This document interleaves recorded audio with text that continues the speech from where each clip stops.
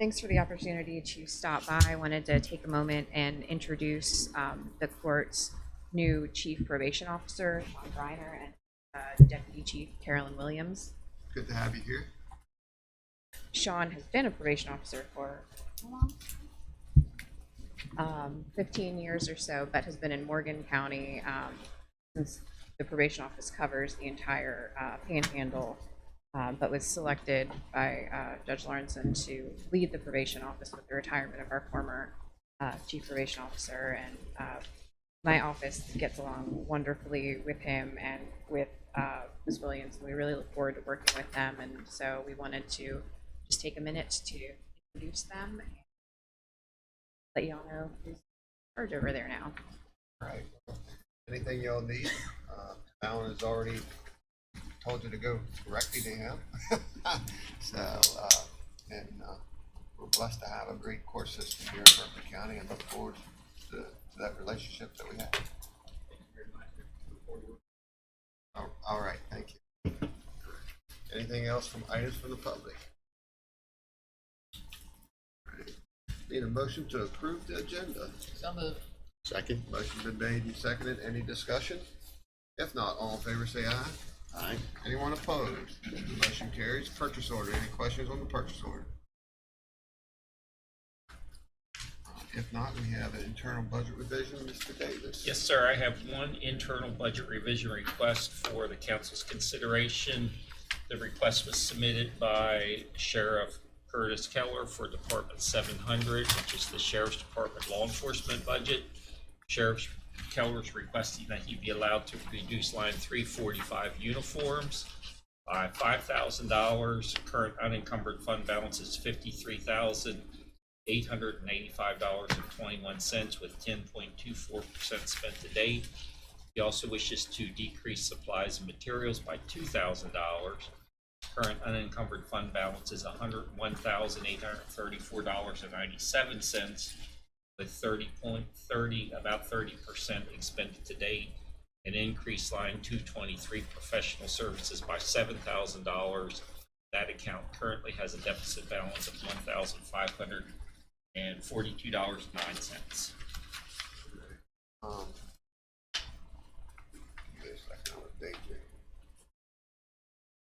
And the transfer for the $5,000 or $7,000 is again Into professional services to correct deficit balance. Okay. All right. Anybody have any questions for Mr. Davis? Change in status. We have a change in status received from the Honorable Sheriff Curtis Keller for promotions effective October 16, 2019 for Lieutenant Brendan Hall, promoted to captain. Increase will go from 66,143 to 69,901. Sergeant Adam Burns, promoted to lieutenant. Increase from 59,679 to 63,575. Corporal Kurt Yoder, promoted to sergeant. Increase from 49,505 to 53,574. Corporal Colleen Thompson, promoted to sergeant. Increase from 56,249 to 68,872. Changes. Also, we have change in status for Central Dispatch for training certification. Effective July 1st, 2019 for Mary Cackley. Increase from 70,765 to 73,260. Paula Wilson increased from 54,286 to 56,786. Mary Foster increased from 52,853 to 58,638. Tracy Moore increased from 45,190 to 46,190. Tim Barrett increased from 45,190 to 46,190. Ashley Jones increased from 50,800 to 51,300. Sabrina Hess increased from 48,426 to 48,926. Carolyn Smith increased from 46,456 to 46,956. Allison Linton increased from $43,038 to $3,538.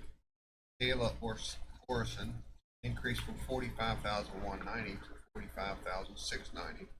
Jordan Flowers increased $39,795 to $40,295. Morgan West increased from $39,795 to $40,295. Questions on those? And this is all within their budget? Yes, sir. There's the scale that was set up? Yes, sir. It's all certification. Now most of the training that's required for new dispatchers are in-house. The biggest increase you'll notice was for Mary Foster from 52,853 to 58,638. That not only includes one additional certification, but if you'll recall, Margaret Hoagland retired effective June 30th. She was our TAC administrator.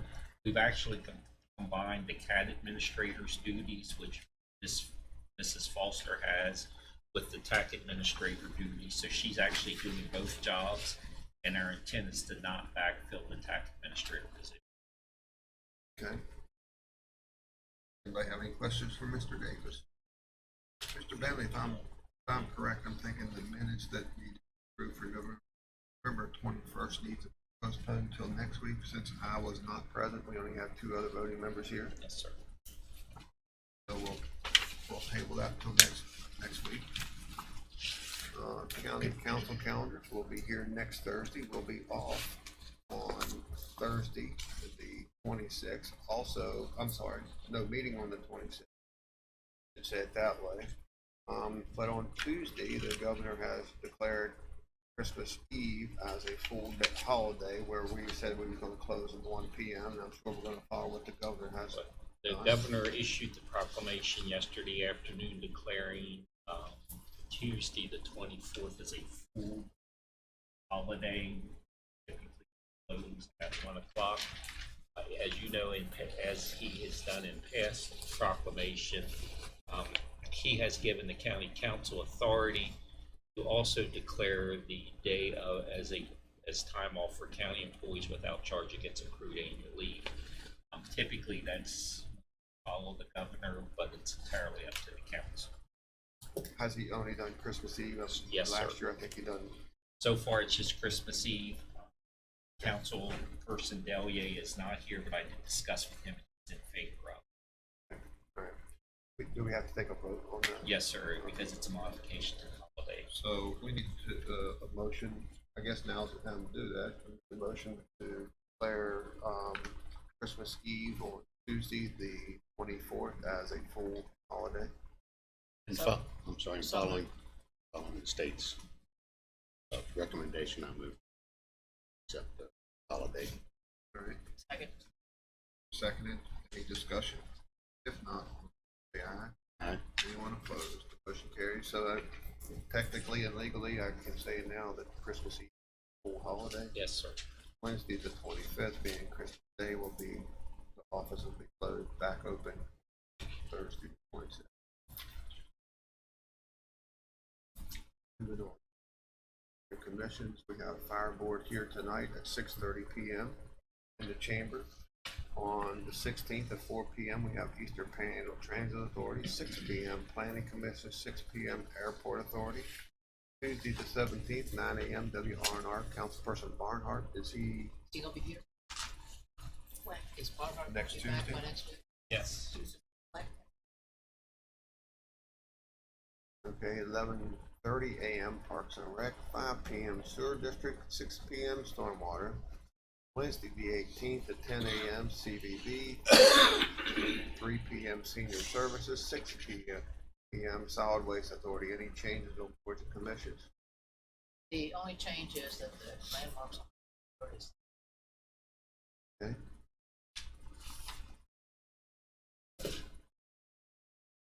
We have some bond reductions. Arcadia Communications LLC, Yorkshire Glen, Phase 1, Section 3.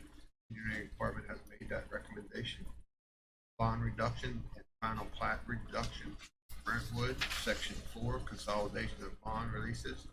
Section 3 and full 5. I think that's the ones that had the paving to be done yet. That's the section, Dirk.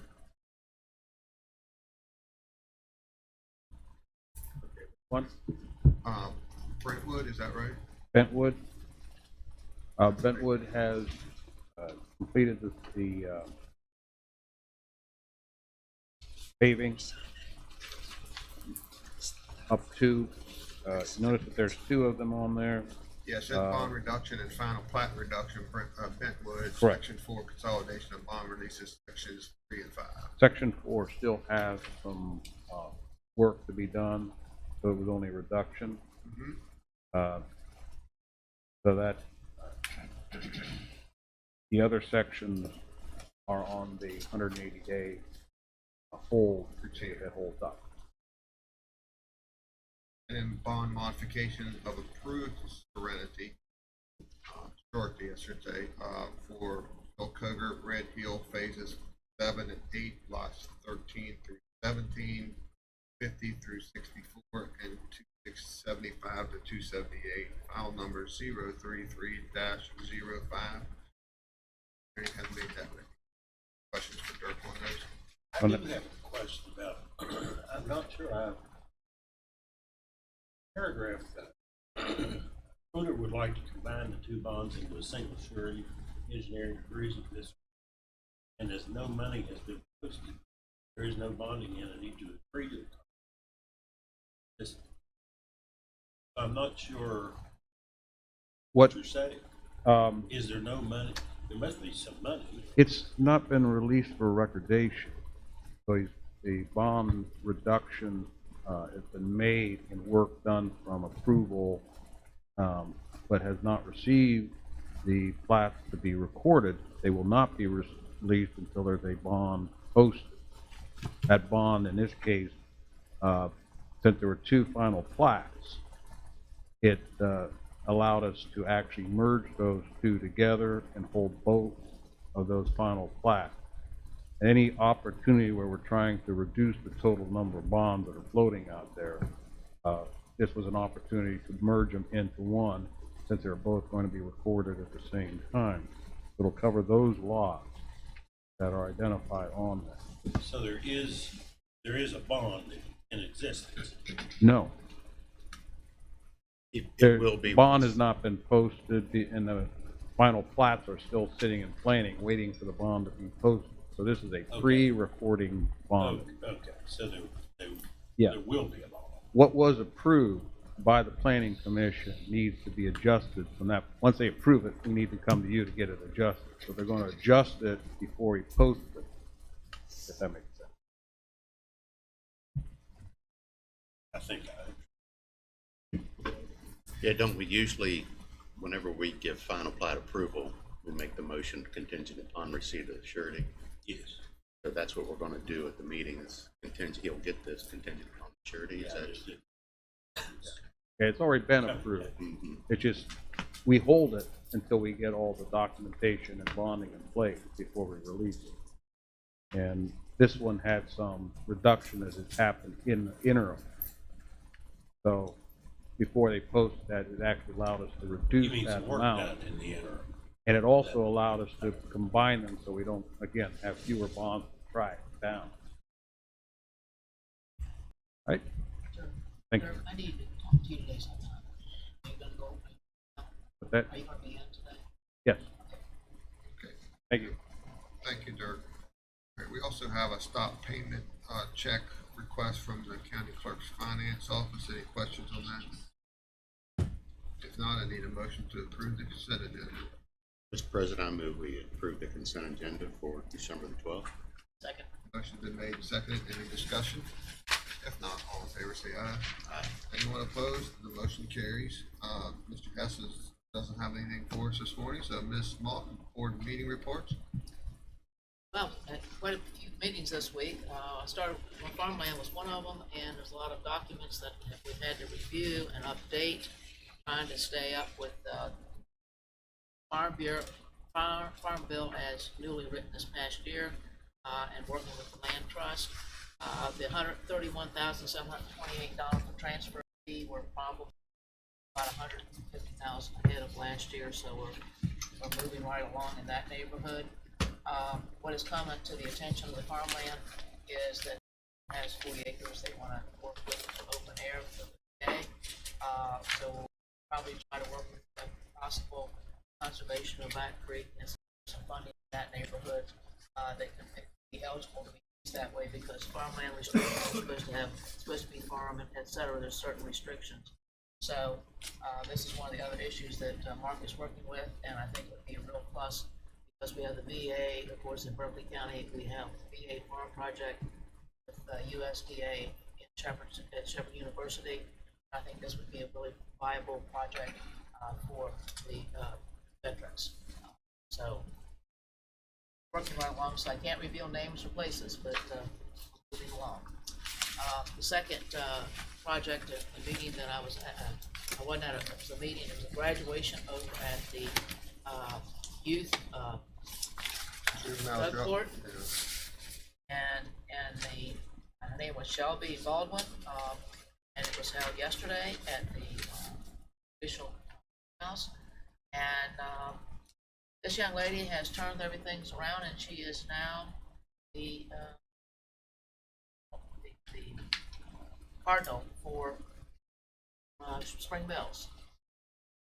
So she does all the games and everything else. So it's very thrilling. Her name is Shelby Baldwin, and she graduated from the drug program, and according to all of the folks, the Judge Cody and all of those, she was phenomenal as far as updated her absenteeism, her grades, and her participation in everything.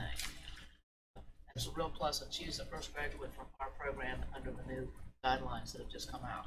That's good. I remember that meeting that we had with Judge Cody and stuff, that won the graduations. And I know that the Supreme Court had a difference of opinion when Judge Greenberg was there, which Judge Greenberg done a wonderful job for us as well, and probation officer at the time. So it's good that Judge Cody picked it up, running with it, because it really can turn people around. Supreme Court Justice Hudson was there. That's good. And so, and also the number one gentleman who was in charge of the overall day report centers, youth courts, the state was there. Mm-hmm. And I talked to him afterwards, and local people, of course, the Supreme Court judge and this gentleman are ecstatic about how our programs are working here in Berkeley County. And of course, when I was talking to the Supreme Court judge, I said our jail bill was down like $200,000 from last year after 5 months. And of course, Tim Sine was there, and he goes, "Yeah, and we've saved Berkeley County over $1 million." And I said, "I wasn't talking about that. I'm just talking about residency as far as at the jail." So there was a lot of good conversation and things that went on at that particular meeting yesterday. I got paperwork for the federal project for Berkeley Station drainage. I'm reviewing it now. I want to talk to Dirk and the conversations I have. Plus, the paperwork has come in for the roundabout at Tavern Road and Rockcliffe Drive. That's the other week to talk to Dirk about. So the meeting's coming up. Well, today it's 12:30. Yeah, it's 12:30 there, but I don't know where. That's why I need to talk to That Dirk. location, I think. Yeah, but is it at the corner of Rockcliffe Drive and Tavern, or is it at the Rockcliffe Drive Department of Highways building? So that's what I need to. There's a lot of stuff on the table here. And working on budgets, and we had a roundhouse meeting yesterday, and trying to track down this bathroom still evasive. They've had the documents since October 30th. They've had approval from the roundhouse since November 12th. And so I'm calling down there to find out in the last 2 weeks, when are we going to give the contract out? They changed all the phone numbers. I don't know if it was deliberate, but it was a fight to find somebody that even knew who this gentleman was. Well, there's lots of buildings, and let me make this statement of what really upset me. I'm talking to this lady, and I said, "He's in your building." And she said, "Really?" I said, "Are you across from the Culture Center?" "No, we're at the Capitol Complex." I said, "Are you in Building 5? She said, "Yes." I said, "That's directly across from it." "Oh." I said, "He's on, I think, on the 4th floor." "Oh." So these are the people, not only did you change the phone numbers, you have people in the offices that don't even know where they are. So it's been a challenge. But I did get a hold of someone, and they're hoping to have the contract out by the first of the year, but again, I don't know which year. I get tired of this, but that's where we are. And, but in conversation with those, because I was talking to so many people down there, DOH has, a grant project, that starts in, I think like February that you can apply for. And it's for projects around the county, around the state. And we might be able to get our bathrooms and our concrete with that particular grant. I talked to the folks down there. And because we're in the distressed area, which is East Brook Street area, it's a good possibility instead of a 80% grant, it'll be 100% paid for. So having made me wander all over the place, I got into some other information which I wasn't looking for. But I think that should, Main Street had some meetings, and we got the apple drop coming up on the 31st, so everybody can attend the apple drop down on the square. It's a fun-filled activity for everybody, as far as the youth and everything. So a lot of things going on, and a lot of things have happened in the Main Street. They've had their parade. The parade was really successful, and somebody had made a comment they couldn't understand why it wasn't the Saturday after Thanksgiving. I said, can't get band members because it's holiday. So it worked out really good for us. So, and they had the jingle next day on Wednesday evening. So there's a lot of happenings down there, renovations of buildings, and it was really nice. It came up through town the other day, and the lights were all on the Shenandoah. Is that right? It was about 7 o'clock in the evening, and all the lights were on. And I'm thinking, man, First time my light's been on for years. right? And I just was excited. So we're getting close to making an impact. So thank you very much. Whitaker, I had no meetings to report on this week. nor do I. Usually make Board commission vacancies, first of all, we have a letter of resignation received from Bill Klinger-Smith from the Berkeley County Building Commission. Just like to briefly tell you that, we've had some excellent board members on the building commission. Bill's one of those three that, cannot be a member on the, building commission because he's appointed to other boards in the county, so, and we also have Gene Bibby, for the senior center that is, resigning from that board position as well. Sending thank you letters out as always. Anybody want to do any activity on appointments or reappointments? I think we probably could do the one with Jennifer, and I'm gonna say S because I can't remember her last name, probably wouldn't be able to pronounce it neither. That was on the LEPC interview, it'd be a 1-year appointment. I want to go ahead and give direction, I guess, for the state to appoint her. All right. SCHETROMPF. Okay, I'll make that motion. We just need direction on that, Yeah. don't we? Yes, sir. All right, So we'll submit Jennifer Shedron's name to the West Okay, Ms. Mock, I think we have time for honorary council person. Jameson, you want to step right up here, young man?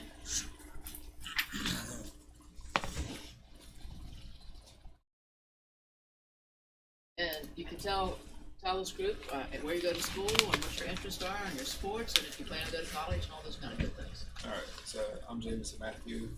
I go to Edgesville High School. I play baseball and basketball, and I'm going to Fairmont next fall. Have any idea what you're majoring in? It's pre-physical therapy. But I tell you, all of us older folks that have got achy breaky parts, we need physical therapy. So turn this way and raise your right hand. I state your name. Swear and affirm that I will uphold the Constitution of the United States and West Virginia. I'll work hard to fulfill responsibilities of the office of honorary council, which I've been appointed. So help me God.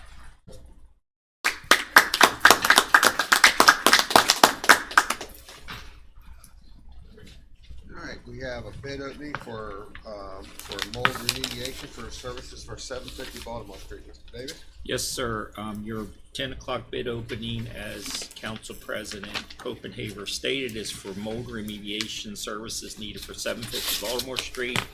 As the council is aware, we are in the process of repurposing that building. The northern end of the building is currently being used for storage for not only the circuit clerk but also the county clerk's records. The next step of the transition of that building will be to move our facilities department from 520 South Raleigh Street to 750 Baltimore Street. Knowing that it is going to be occupied by employees, we did have environmental testing done throughout the building. There is no asbestos to be reported. Floor tile, so on and so forth, is free from any kind of asbestos traces. However, the company did identify some areas within the building that has some black mold that needs to be removed. And that's up in the front office. It is up in the front office area. So this would involve removing some of the surface flooring inside the building, some of the interior wall coverings, suspended ceiling tiles, wet insulation. The successful contractor must also provide certification that the mold has been remediated and that the space is safe for occupancy, and provide us proof that all waste removed was legally disposed of. We did distribute the RFP directly to 7 firms that are qualified to do the job. We advertised the RFP in the Martinsburg Journal. It appeared on November 27th, 2019. We do have certification publication, not only on file, but in your packet. The deadline for bids for bids to be submitted was 4:00 p.m.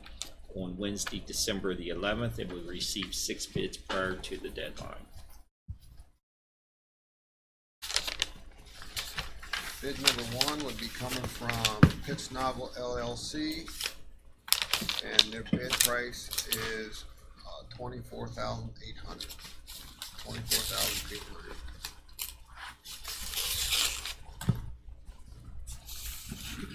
Bid number 2 is coming from Service Master at Martinsburg here, and their bid price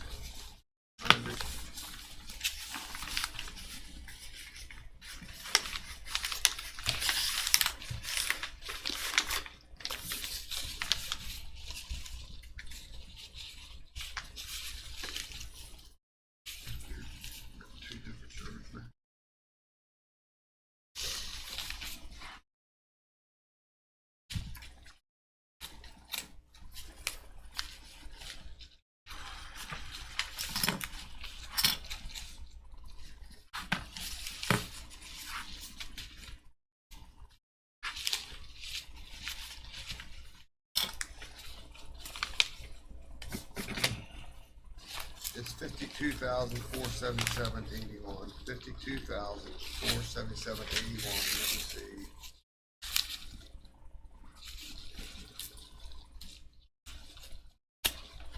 This is contractor's name is Chris Coffin at on Waysport Pike of Falling Waters.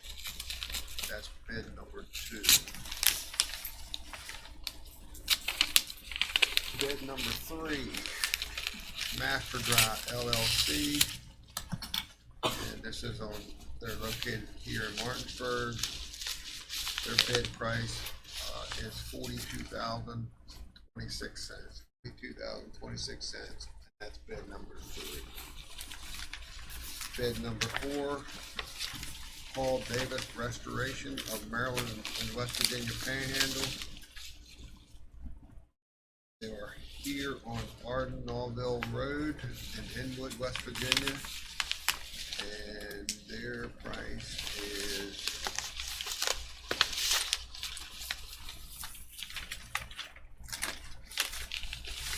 $32,171.25. $32,171.25. Bid number 5. Technical Rescue Service Team LLC out of Paw Paw, West Virginia. And their price is $16,960. $16,960.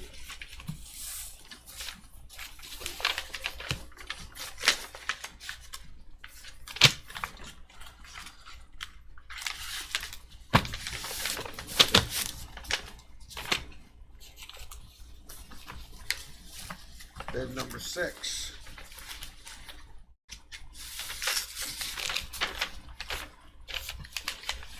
Access Mold and Fire Restoration.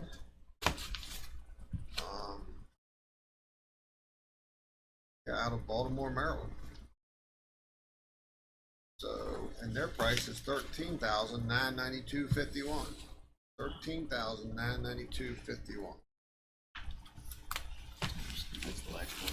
Yes, sir. That concludes our bid on 750 Baltimore Thank you. Street. Oh, they're all over the place. All right. Next on our agenda is Tim Zai, Community Correction Director, Community Corrections and Recovery Service update. Good morning, Tim.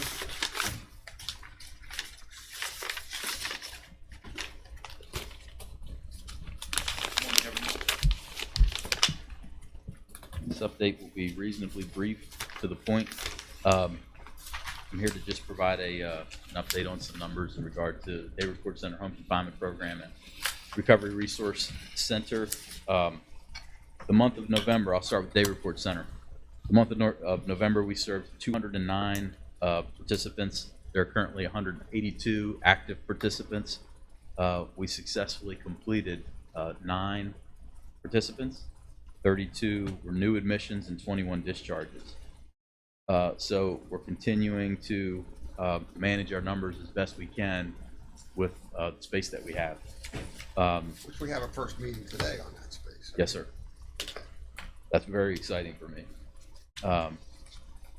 The adult drug court grant funded participants, that recruitment period came to an end. I'm gonna touch base on just one other thing because I think it's important. We just see our jail numbers. The first 5 months, and Ms. Malk, you touched on, was over 200 some, 226, I think, savings Yes. from last year, right?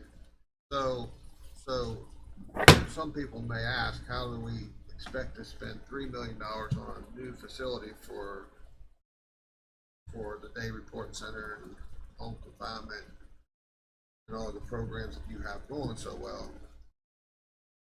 It's because we're saving money on the regional jail bill that we can put towards better use to get people healthy. Right? Yes. So And- $226,000 will pay the payments on that. And everyone else is fighting that their jail bills are doubling and tripling, as Mr. Delier said. Some of them saying they're tripling. Ours is decreasing continually. Yes, and that's just the money side of things, which is very important now. But more importantly, lives are being restored. There are a lot of people who were stuck in addiction who would not have escaped if it were not for the services being provided by the county. Seizing the captive audience of people whose addiction has led to legal involvement, and now saying, we don't want to put you in jail, but we're going to require that you come to treatment. We're going to help you find a way out. And many of them, that's exactly what's happening. Right. So it's a win-win-win. Yeah. Families are being restored. People are maintaining employment and learning to live a lifestyle of recovery and to become free of addiction. And the other part I was with Steve Bo back in the back of the room through community service. Our roads are getting cleaned up. We went from 10.45 bags per mile to 5.45, I think, per mile in a year. So our roadside that we can take care of rather than 81. Another successful program. Yes. Let me Sorry. throw one other thing in the conversation, Mountaineer, rehab down there that Mr. Knowles is in charge, of, just got a $3 million to help families and pregnant women facility. So, when we've gone from nothing, what we have now is just absolutely phenomenal.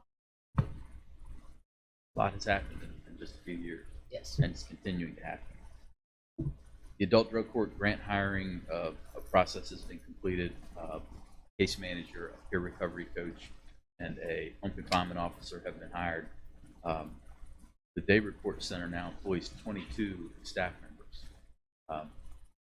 3.5 years ago, there were 3 of us. We've exploded.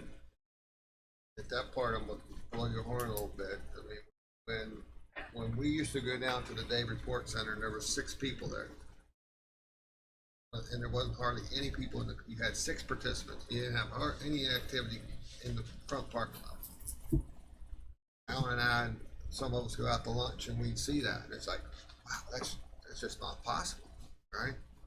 And there was a space in the back corner that was pretty silent.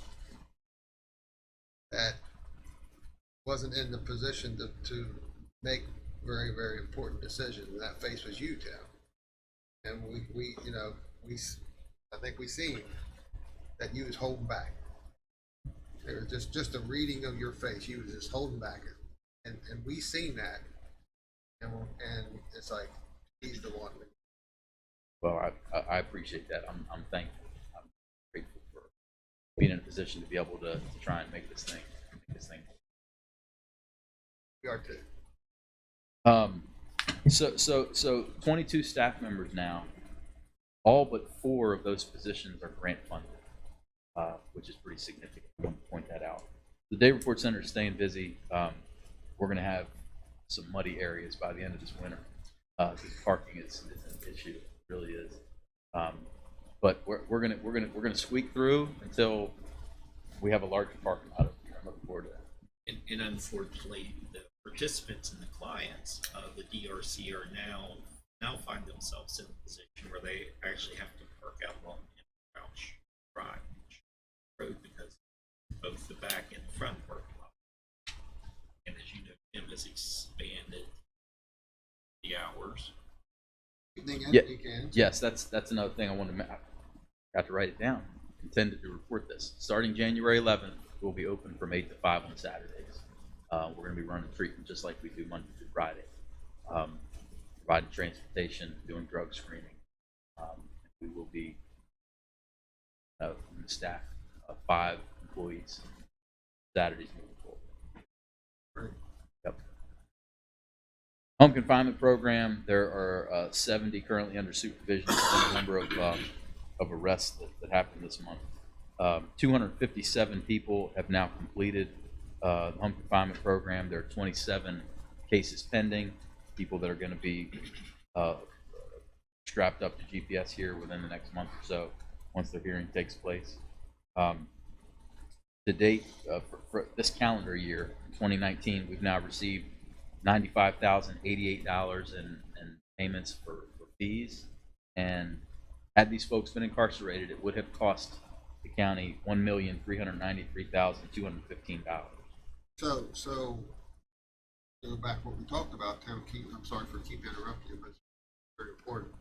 Is that not only has our regional jail bill dropped $200,000 in the last 5 months from last year, which was what we came in what we did last year, but on top of that, we would have another $1.1 million of the $3 million we budgeted. So we keep saying that we'd be at $5 million if it wouldn't be programs like Easy. running Easy. the judicial branch participating because you're so successful and continue to prove that your programs are working, and they're very thankful of that as well. So I know I'm talking about numbers here and money, but you also know that I always talk about the saving the lives, changing families and everything.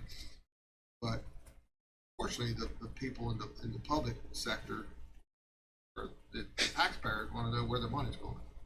So when we spend a couple $1 million over here, to save $3 million there, we just gotta make sure that they know about that. And I know Chad will pick up on that and make sure they are, and the press, Matt's here, and the journals here, TV stations here. Very important to let people know that their money is being spent very wisely. And, And it's important to me that the community knows that these aren't people who are being given a free pass. They're being held accountable.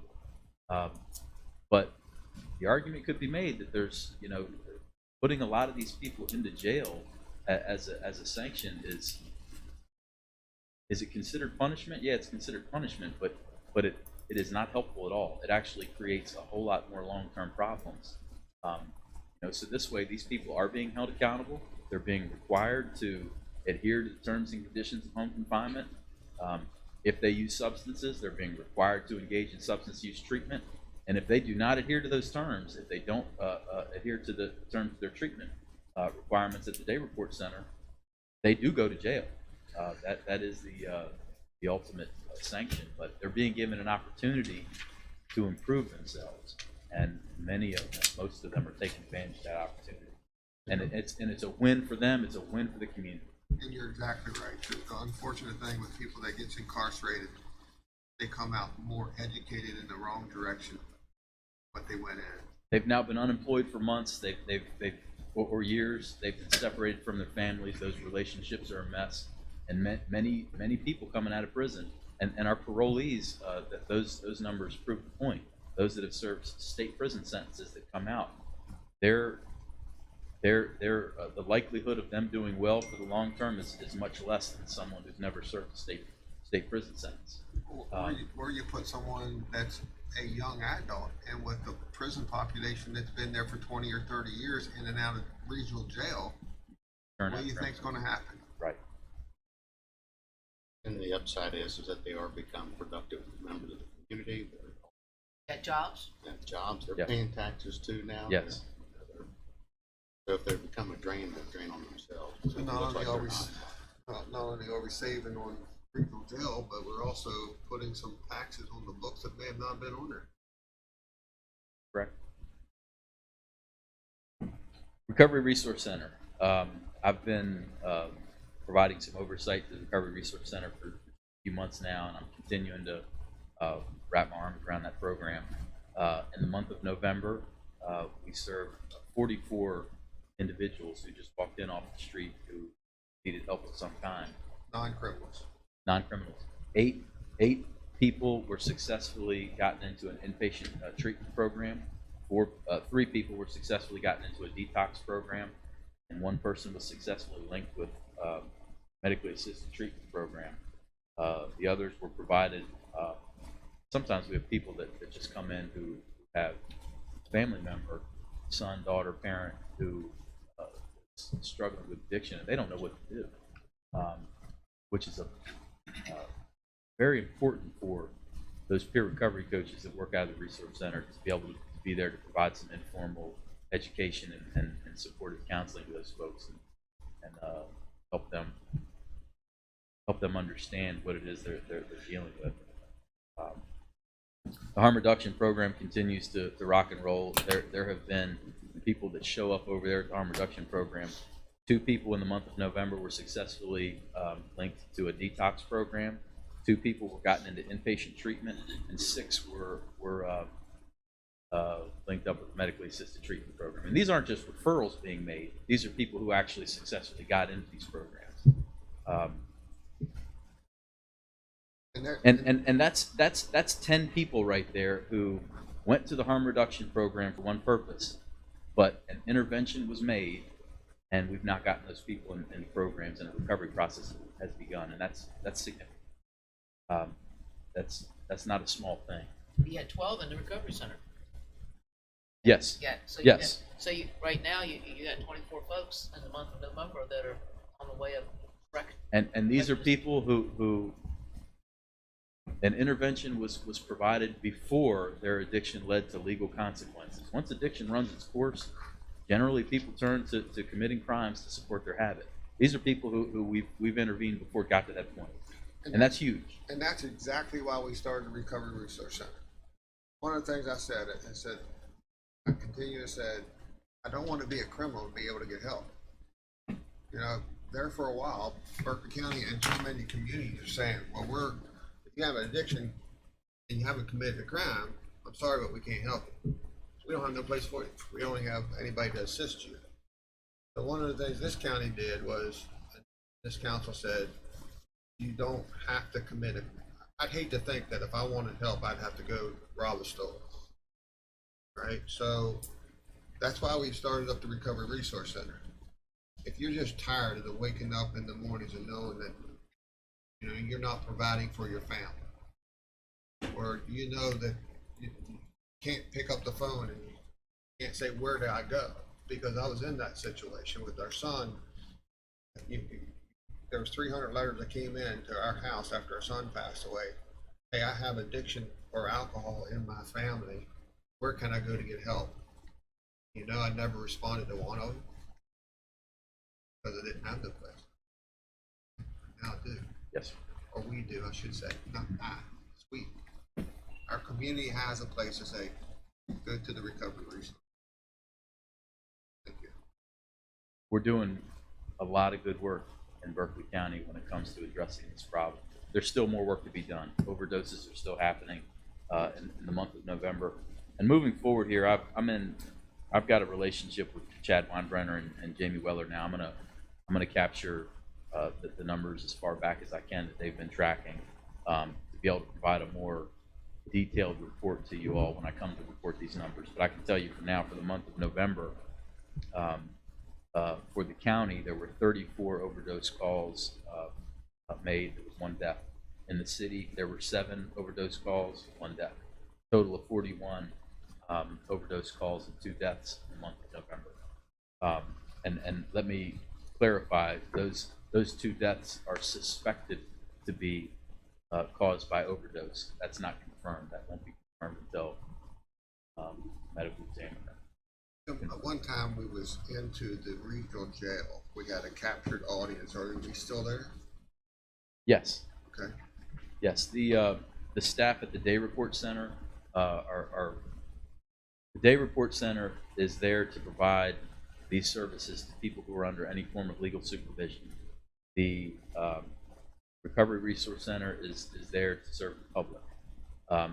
So there are peer recovery coaches in the Recovery Resource Center that we have going to the jail to meet with people who are to be released within the next few months so that they can hopefully establish a relationship with them and kind of bridge them from jail into the recovery community in town. So yes, that relationship is there. We have case managers at the Day Report Center to go into the jail to try and get people out and into treatment, inpatient treatment, and peer recovery coaches at the Resource Center that are going in to provide peer recovery coaching services. What sorts of numbers would you all like me to report on in regard to the Recovery Resource Center that I may not have now? I'd like to know what exactly you all would like to know. I'd have to think about that one. And that's fine. You can always shoot me an email. I don't want to leave anything out that you all would like to know about. And I have done some work and have more to do in regard to growing the Recovery Resource Center. I've had some conversation with a local rep from AA to potentially bring in, talk to Alan about that before I put it out here now. Okay. Yeah. Don't forget the information we were talking about the jail with the rescue mission. We still have. Yes, We take it. Stephanie goes to the rescue mission on a weekly basis. She spends 2 hours there. The library. I'm going to be moving some of those responsibilities from Stephanie to the peer recovery coaches assigned to the mobile outreach team with WVU. They've actually already begun sort of making that transition.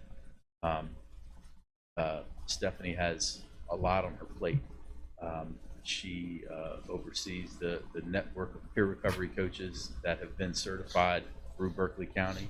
And these are 100% people who have lived experience with addiction and who are now in recovery and who want to obtain a peer recovery coach certification. We don't certify people who are not in recovery. The state ICNRC requires that a person have lived experience with addiction and be in recovery in order to obtain the state certification, and we want to match those requirements. What's the definition of in recovery? Meaning clean, or does that mean that you have to be in program? Clean and working a program, both.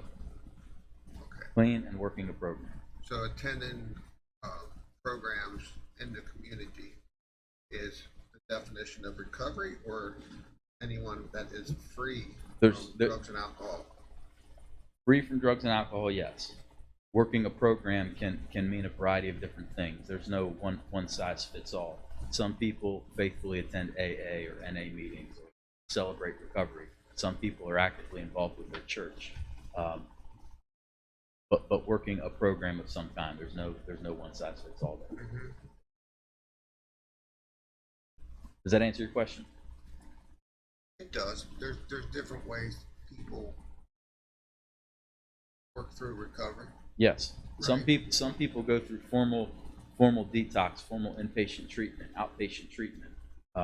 Some people use medically assisted treatment programs. Some people go to long-term inpatient peer recovery type programs. Some people get clean on their own. That's what I'm saying. You don't have to be in a program to be successful. No. Just lived experience with addiction, not using substances any longer, and working a program of recovery of some kind. One thing, Tim, that I think there used to be some private things going on. I don't know if there is now. I know the one gentleman that was doing it is no longer doing it. But one of the things that I don't know whether it would fit into any of our programs or not, and it would be being able to host meetings for families that aren't dealing and aren't able to cope with the loss of a loved one. We're on the verge of starting that. This new Joe Tip grant, it's a new CARE grant that we were awarded that you all are aware of. Our grant writers hopefully are going to be receiving word here any time that we can begin the recruitment process for those positions. Them darn grant writers are always in front of me.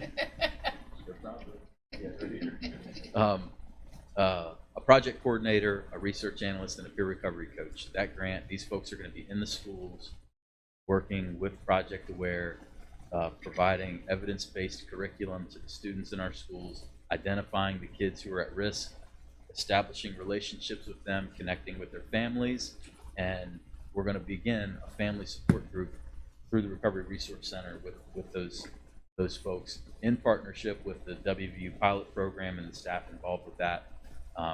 That's important to me, and I'm going to be getting that going here shortly. And I'm glad you said the schools, because it's not only the parents that suffer from a loved one in addiction. We have so many children suffering on how to cope with their parents being addicts. Right? So That's a fact. I mean, I've talked to some groups of young youth that are going to be leaders in the community one day. That when I said something about, do you know of anybody in your family or school that has an addiction problem? 90% of them, you could read it on their face. They do. I mean, it was just like turn the lights off. But you couldn't get them to open up. So they have to be able to, kind of like, you almost have to be able to get them one-on-one almost and say, okay, we're here to help you. How can I help you? Because they feel embarrassed. It's just that stigma that we had on people being addicted to drugs, 8 years ago. Sure. And I think a lot of that stigma's gone. It's still there, but a lot of it's gone.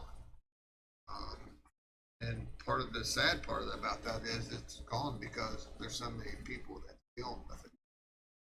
It's almost a common thing in a household or in tables around with friends. I'd say only 10% of them may say, I've never been, if that. Sure. And that's the sad thing that we have going on with our youth. Boy, I couldn't imagine that being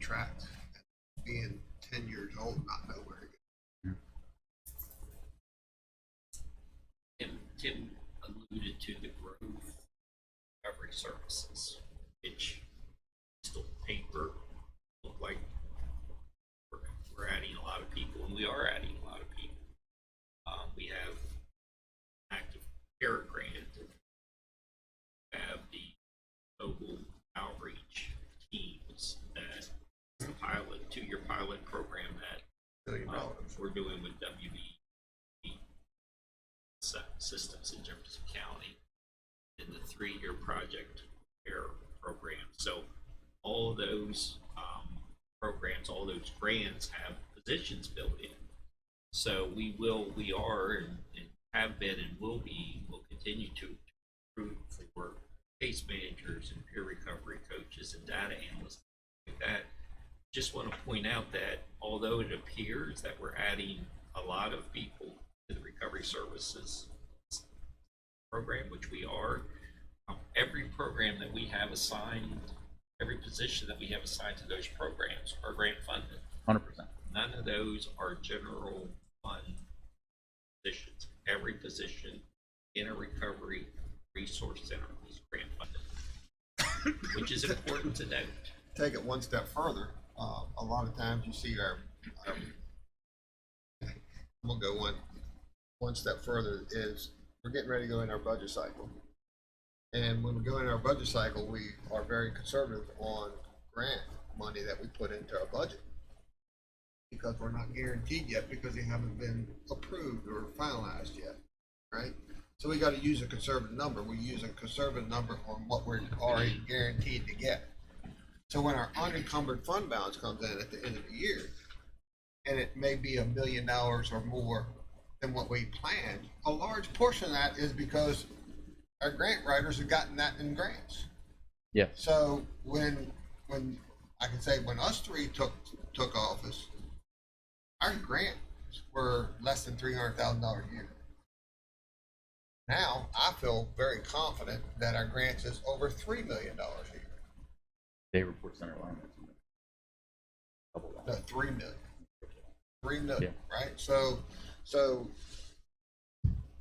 that's when you see our budget or our unencumbered fund balance grow. It's the great work that the grant writers are doing, and being able to prove that programs in recovery are successful at it. I'm thankful for them. I start to get in the weeds with these grants and the different formats being used, disbursements, so I have to lean on them. I appreciate it.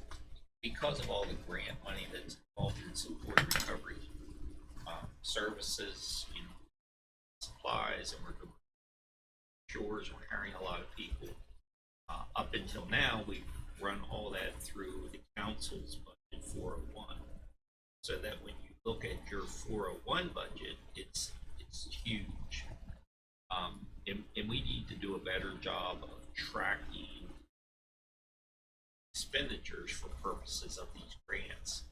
So one of the things that Tim and I have discussed, and he's already scheduled to come to council with next year's fiscal year 2021 budget, is we're going to request that the council carve out our recovery resources program into a separate budget, into a separate cost center.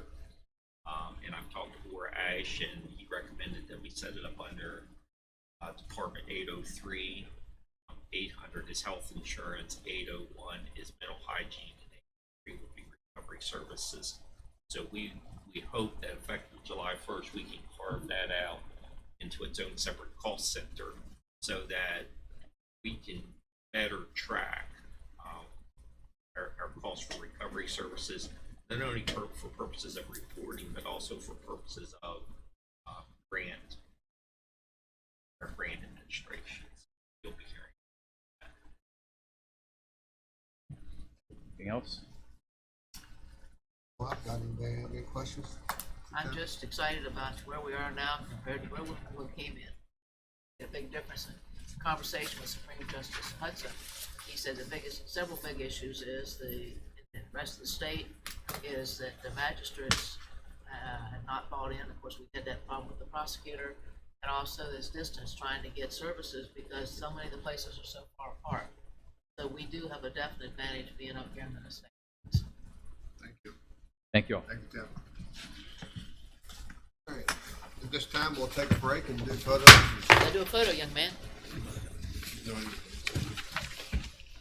Right down here.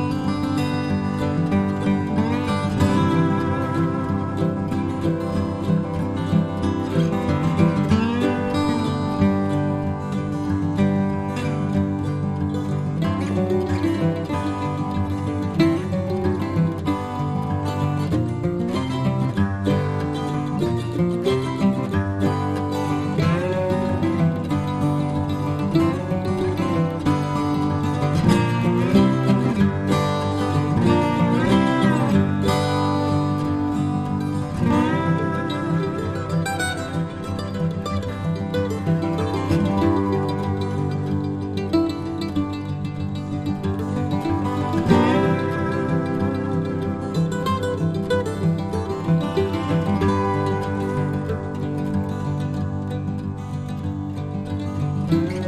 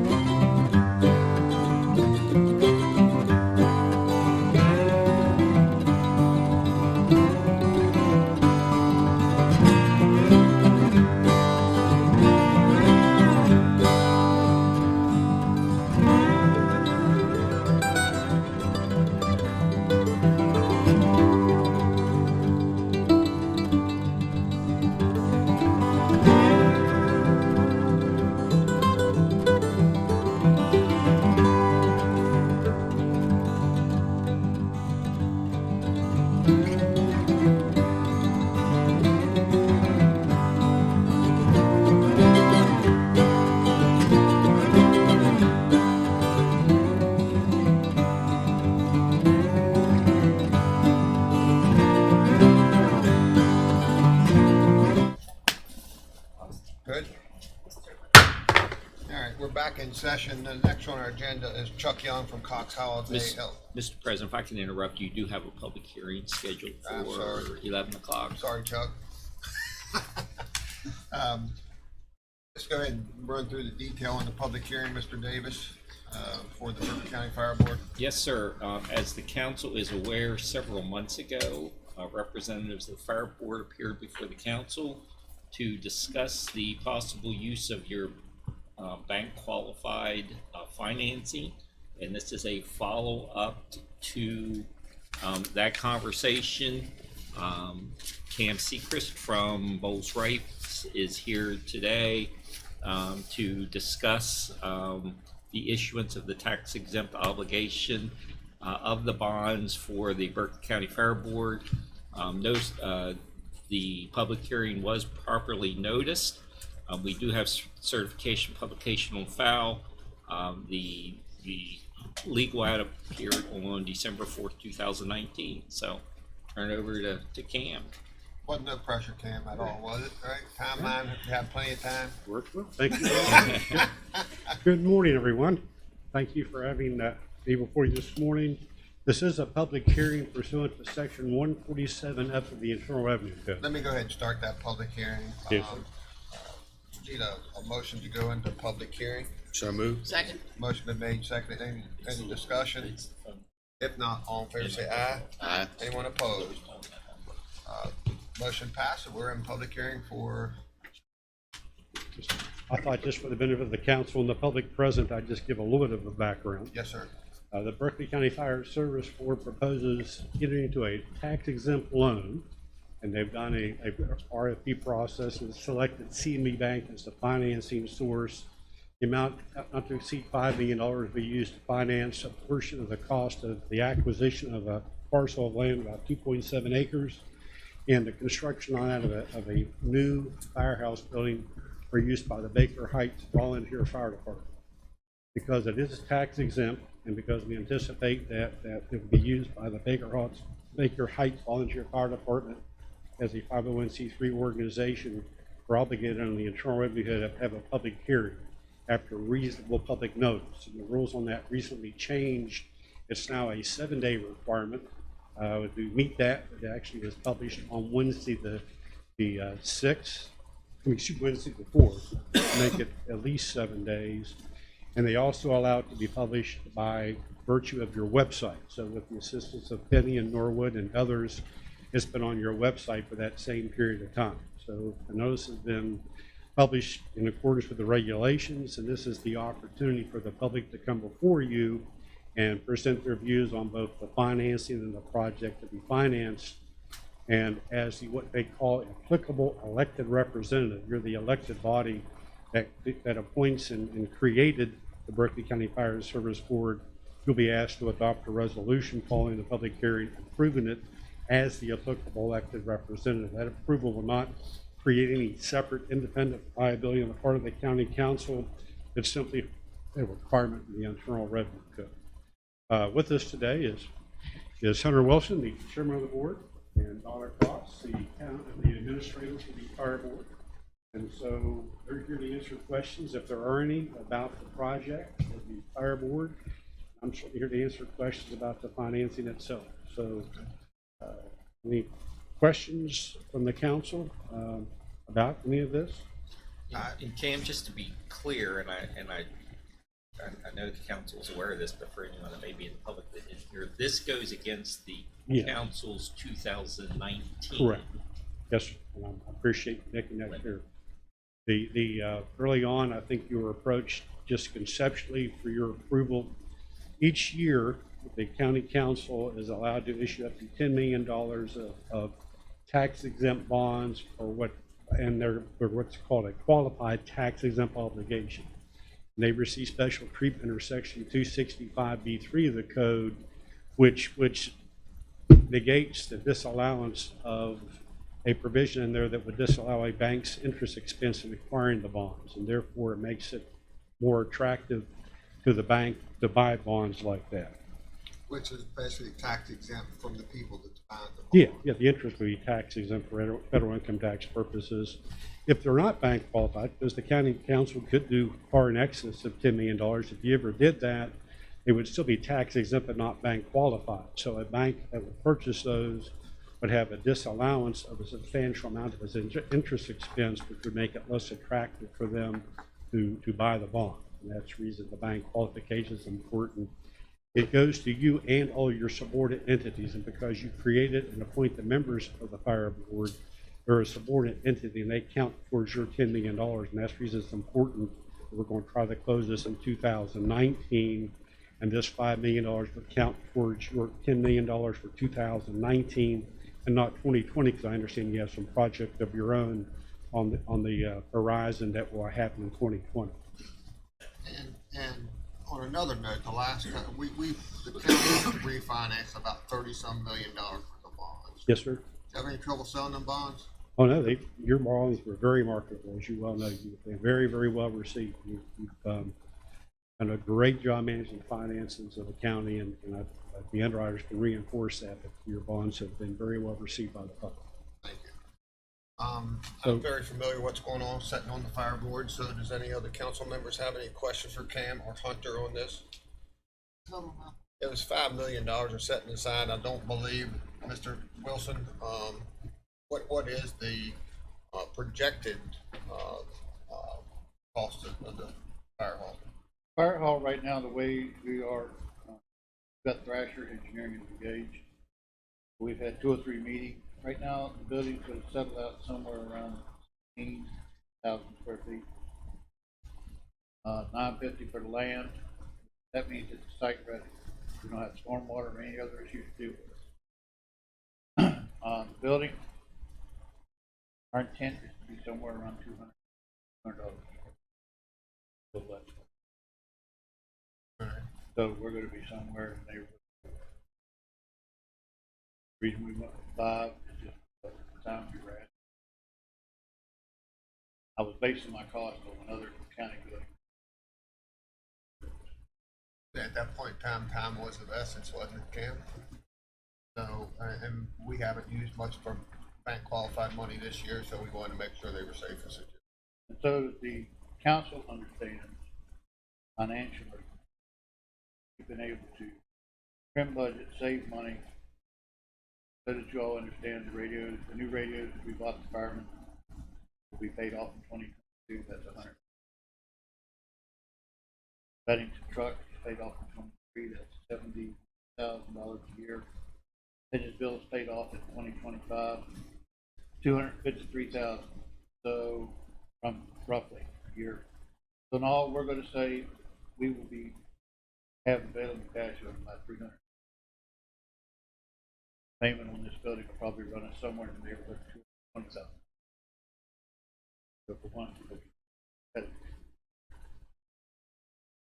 I'll say Mr. Wilson is a wonderful chairman for the fire board and takes it very serious as his position of being that, and always hands-on on the South Berkeley project. There almost every day, I think.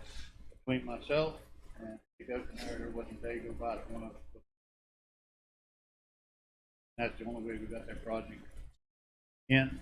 We were 1% over budget because of the parking lot issue, 1 or 2. So I'm very comfortable with eliminating having a pad ready site. I don't see no. And I'd like to reiterate a little bit on what Hunter said on the price of the property for $950,000. That can't emphasize enough that is pad ready. So it's on subgrade. It's got public water and sewer to it at that point to the property.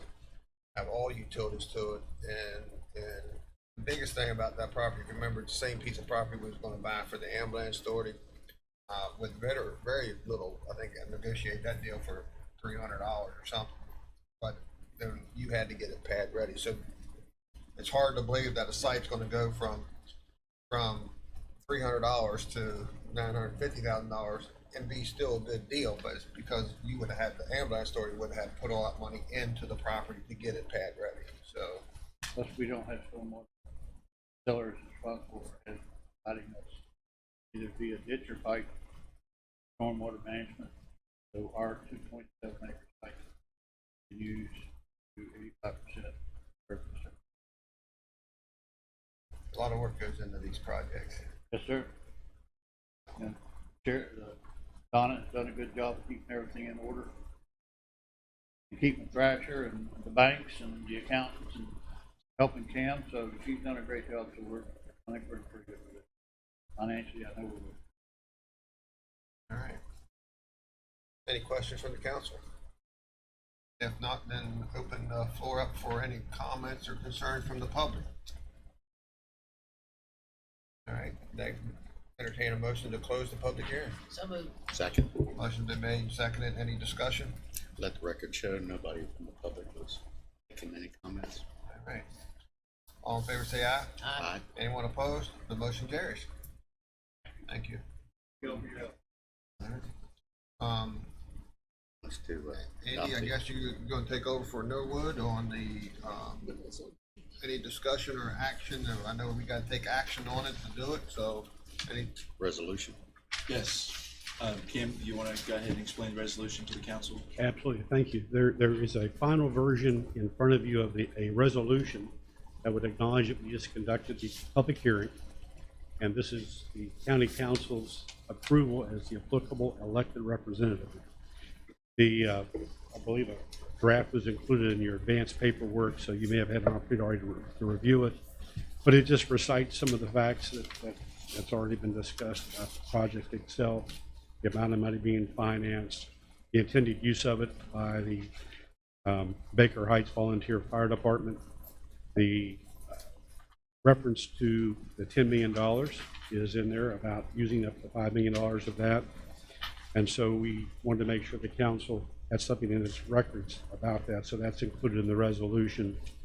And so basically you're granting your approval of that pursuant to the requirements of the Internal Revenue Code. Again, no liability created separately on the county council. And we're asking the county council to adopt this to move the project forward. all right, need a motion to adopt the resolution, for the taxes and bonds and give me the authority to sign on behalf of the county council. So moved. Second, Motion been made and seconded. Any discussion on the motion? If not, all in favor say aye. Aye. aye. Anyone opposed? The motion carries 3-0. Thank you all very much. Thank you, Cam. Appreciate it. Good to see you, Cam. Good to see you all. Thank you. All right, back up to Chuck Young, from Cox Holiday LLC, presentation on fiscal year 2018-19, financial statement. It's actually Chuck Cox Holiday Young now. Okay, Okay. Very good. all right. Very good for Myra you. From the finance department, how you doing this morning? Good to have you. Both. Thank you for the opportunity to go to the Financial Statement Council. Also, thank Myra for her help. Every year she's been on board, it's gotten easier and easier, She does wonderful work, doesn't she? and it's getting more and more consistent. Two pluses, that's for sure, and also staff up then.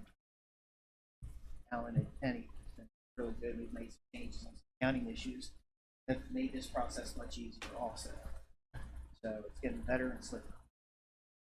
Just to go through the financial statements fairly quickly, if you go to 2 pages in, you'll have a schedule of funds included in the report.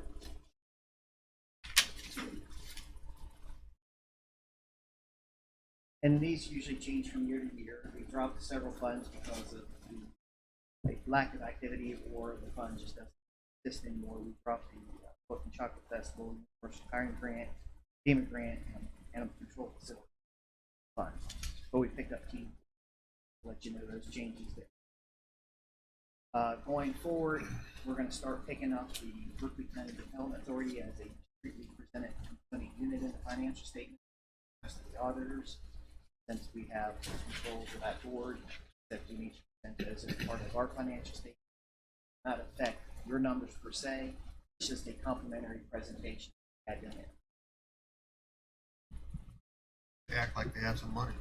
A little bit. If we go to page 7, on page 7, just to go through financial statement here, statement of net position, basically like a balance sheet. broken down in two columns. One's governmental, one's business activities. Basically, the business activity is the building commission itself. Everything else is in governmental activities. As you can see there, cash and cash equivalents is 13 million. Last year was around 12 million. The cash is up compared to last year about $1 million. Taxes receivable is up about 148,000 compared to prior year, which is a good thing. Actual tax revenue is up, not because of collections. Yeah, and one thing, Chuck, we talked about this morning, we got other people in the audience that wasn't here this morning. One of the reasons why our revenue and our cash flow is going better because we have the grant department's doing a wonderful job on grants. So, you know, if we haven't been awarded a grant, we don't show that in our original budget cycle. Right. And then when it comes in, it makes our encumbered fund balance look really nice. But it's mainly because we went from $300,000 in grant writing 8 years ago to $3 million plus. Right. Currently. Right, and you don't want to budget for grants you don't know about. Absolutely So not. we want to be conservative as possible. Right. Like you said, it's a good amendment to the budget to have. Yes, it is. Just moving down, just very quickly, construction work in progress is up about 488,000 is because of the HAVAC project that we have going on over here. In our buildings and such, up about 1.4 million. When you say over here, you're talking about the chiller. The chiller, yes. Then the building increased about 1.4 million. Mainly that's the boiler installation we had, and also we did some work over there on King Street. And that's two boilers, just so I'm trying to let Yep. the audience know, that's from the Judicial Center and the Dunn Building both. Correct, and that was a large project, That will pay dividends for years coming. much more efficient. Yes. Machinery and equipment are up a net of about 445,000. Majority of that is the leases for cars. We dropped some cars, we picked some cars up. That's why the net is about 445. We even have some new cars you can drop and pick up. Yeah, we go through some vehicles, that's for sure. So if we flip the page 8. On the governmental side, your leases payable due with 1 year and due more than 1 year is up about 254,000, which is in relation to the leases. You know, it doesn't match up totally because we.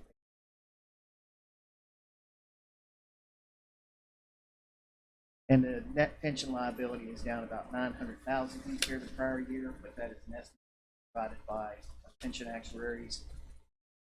To explain the difference, it's that and all this first challenge of its own. But that number is down. So look to page 9.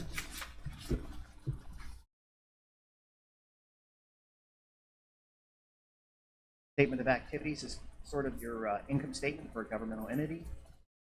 And if you see on the upper left-hand corner, governmental activities, we have 18 million of expenses for general government activities. Last year was 17.3.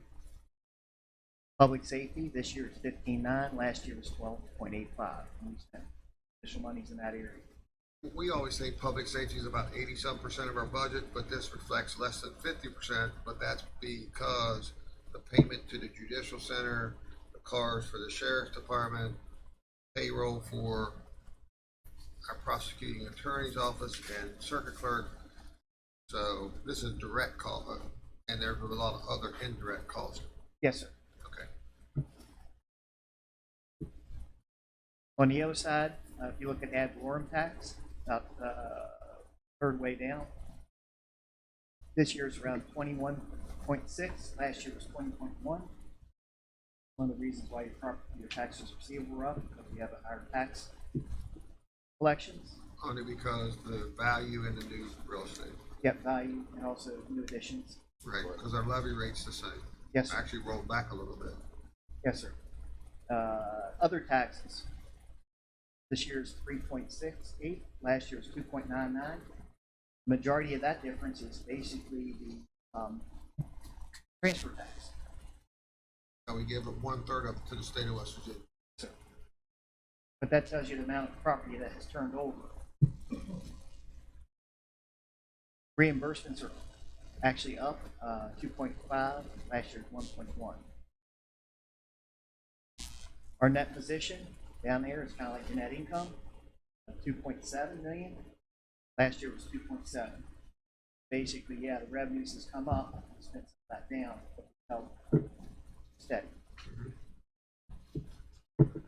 And as the council will know, the expenditures have been by design because we were able to pay cash for The $1 boilers, the million cash for boiler the that we chiller. weren't. That's correct. Right. So, And just so, again, so everyone understands that will, is in the audience that may, or maybe watch us later, is that when I say that our investments that we made in the chillers and boilers will pay dividends into the future, is those things are so efficient that the company would have installed them at zero cost, if I remember correctly, because they would have offset their cost by the savings. Right.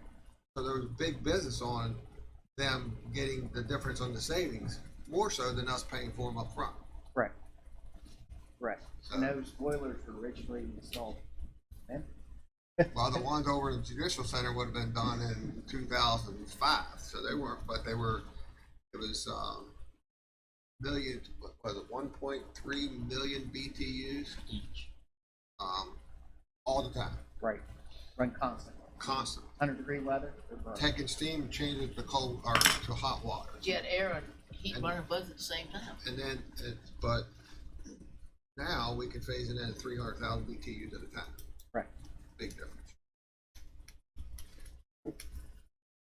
So if we go to page 13.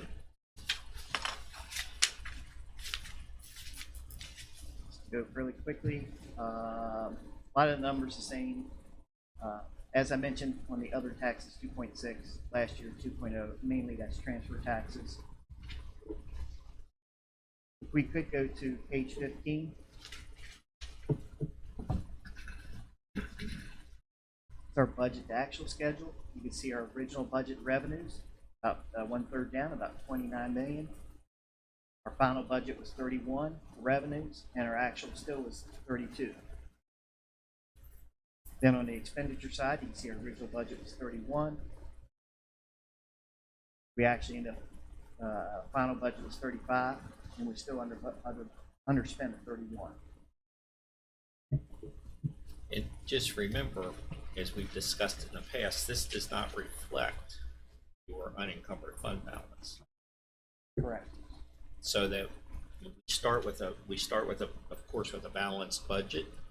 So if you see total revenues projected of 29.3, but total expenditures projected of 31, that does not take into consideration the unencumbered fund balance, which is built into your levy document. Right, so it starts to balance itself out. So you do have a balanced budget. It's just not reflected necessarily on this page. Correct. Correct. So basically, whatever gains we pay, paid out on the other side. So it's as tax revenues are, they're really healthy, they're strong, and the spending has been managed through the budget process. That's all I was going to go through on the financials. A lot of information here. Summary. You want to give us a summary then? A little bit? Of which? I think you just did, but. Yes. Short summary was that the revenues came in. A lot of it because, again, we don't depend upon grants that we haven't been awarded. Tax revenues went up a little bit. Our transfer tax went up a good bit. And we managed the finances quite well. Is that a short summary? That's a very good summary. Okay. Anybody have any questions or concerns to Myra or Chuck? Again, similar to what we talked about before with Tim Science, where we started 8 years ago and where we are now, it's completely different because it's not paper and pencil. Thank God. Yeah, and that way, Chuck, and just another thing that would show up, we budget $3 million for regional jail bill, because that's where it probably shouldn't be $5 million today. On the recovery resource side of it, and with what everything Tim's doing, we're currently saving $226,000 in the first 5 months of this year from last year.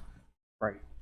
So, and all but 4 positions of the 22 positions on the recovery side is 100% grant funded. So, and that's some of that reimbursement that you said that was up, because the reimbursement is the grant, the money that's coming in, to reimburse us for the money we already spent. Correct. Right. There's a lot of good moves. So on the budget cycle, we got to fund 22 positions. But at the same time, we may not be assured grant for all 22 positions. And when we get awarded, which those people are made aware of, they are 100% grant funded positions. Grant dries up. I know the grants come in. We may not have a position for it. So I just want to explain that to everybody. I know you know that. Make sure everybody else understands. So, all right. I want to just mention healthy rainy day fund. Certainly has helped us with bond refinancing. That's why our bond ratings continue to go up. This council should be commended on the way you've managed your finances over the years. We had a very good year last year. Had several years. Catching up. Yes, sir. Cam mentioned earlier, bond rating is good. Well, I mean, I think the Bowlers is one sign of something that we put on the back burner. That once we was able to afford, we was able to move forward with those and save us money in the future. And then the vehicles is one of the things we wanted to bring up to speed. And one reason why we wanted to finance those was so we could. It's an easy budget. We have a format in place now where we have a certain rotation for vehicles, and now we know that that's what we want to do. That's, as long as people don't keep wrecking. Well, it keeps the cost down for maintenance also. Absolutely. So there's savings even on the spending. Right. And not only that, but also on the fuel efficiency side. So, anything else? Another thing to remember is when we replaced the boiler for the judicial center, if you'll recall, we actually oversized that. Same way with the Arctic chill unit out back. We oversized that so that when this council or future councils decide to go with the Crawford building, we already have the heat and air conditioning taken care of. Because both of those units were sized to be able to take care of the Crawford building. And we were able to pay cash for the upgrades to our boilers, which the return on investment will be less than 5 years. We're paying cash for the chiller unit out back, which is about 1.7 million. So again, your funds. The chillers are so many things went into factor. Is that one of the things is we can buy electric cheaper at night than what we can in the day. So one of the things we'll do, we'll make ice at night and use it during the day. So pretty good. Got a lot of good people working for the county. Does wonderful work. So no other statements or questions. Thank you for business. Done a good job. Everything you do for us. I know you work very closely with Myra. And a lot of good things coming out. A lot of changes, but a lot of good things. Mr. President, will the council formally adopt the financials as presented? We have the auditors scheduled to appear on Monday, January the 6th. The independent auditors from Perry & Associates will be here for that entire week. Chuck and Meyer are on board. We're ready to go with that. But we do need to provide them with final financial statements, which if you could adopt these as presented, I would. Need a motion to adopt the fiscal year 2018-19 Berkeley County financial statement. So moved. Second. Motion's been made, seconded. Any discussion on the motion? If not, all in favor say aye. Aye. Anyone opposed? The motion carries. Thank you very much. Thank you, sir. Next on our schedule, our agenda would be Jim Olett, Executive Director of Berkeley County Public Service Water District. Activity report. Do you have a board member, chairman, I should say? Chairman Rowe, how you doing today? Very good. Well, thank you for the opportunity to share some thoughts on what's going on with the water system with you all this morning. Before I get into some numbers, I would like to take a moment just to thank, I was going to thank Councilman Barnhart for his attendance at our meetings, which has been outstanding, but he's not here with us this morning. So perhaps he he's shows up attending to ours. yours, but he doesn't show up to ours. I guess. I'm sorry. We'll conclude that. He's smoking a cigar somewhere in the Caribbean, I'm sure. But he's done a great job of representing you at our meetings, and we certainly appreciate his attendance. And I'd also like to just take a moment to thank Mr. Gary Wine. He's been very instrumental in helping us with a recent effort to improve our software system and our GIS. So he's been beneficial as an advisor as well as saving us some finances because we're able to use some of your software. And that, Jim, that's another example of what the county's doing to be able to enhance the water district's IT side.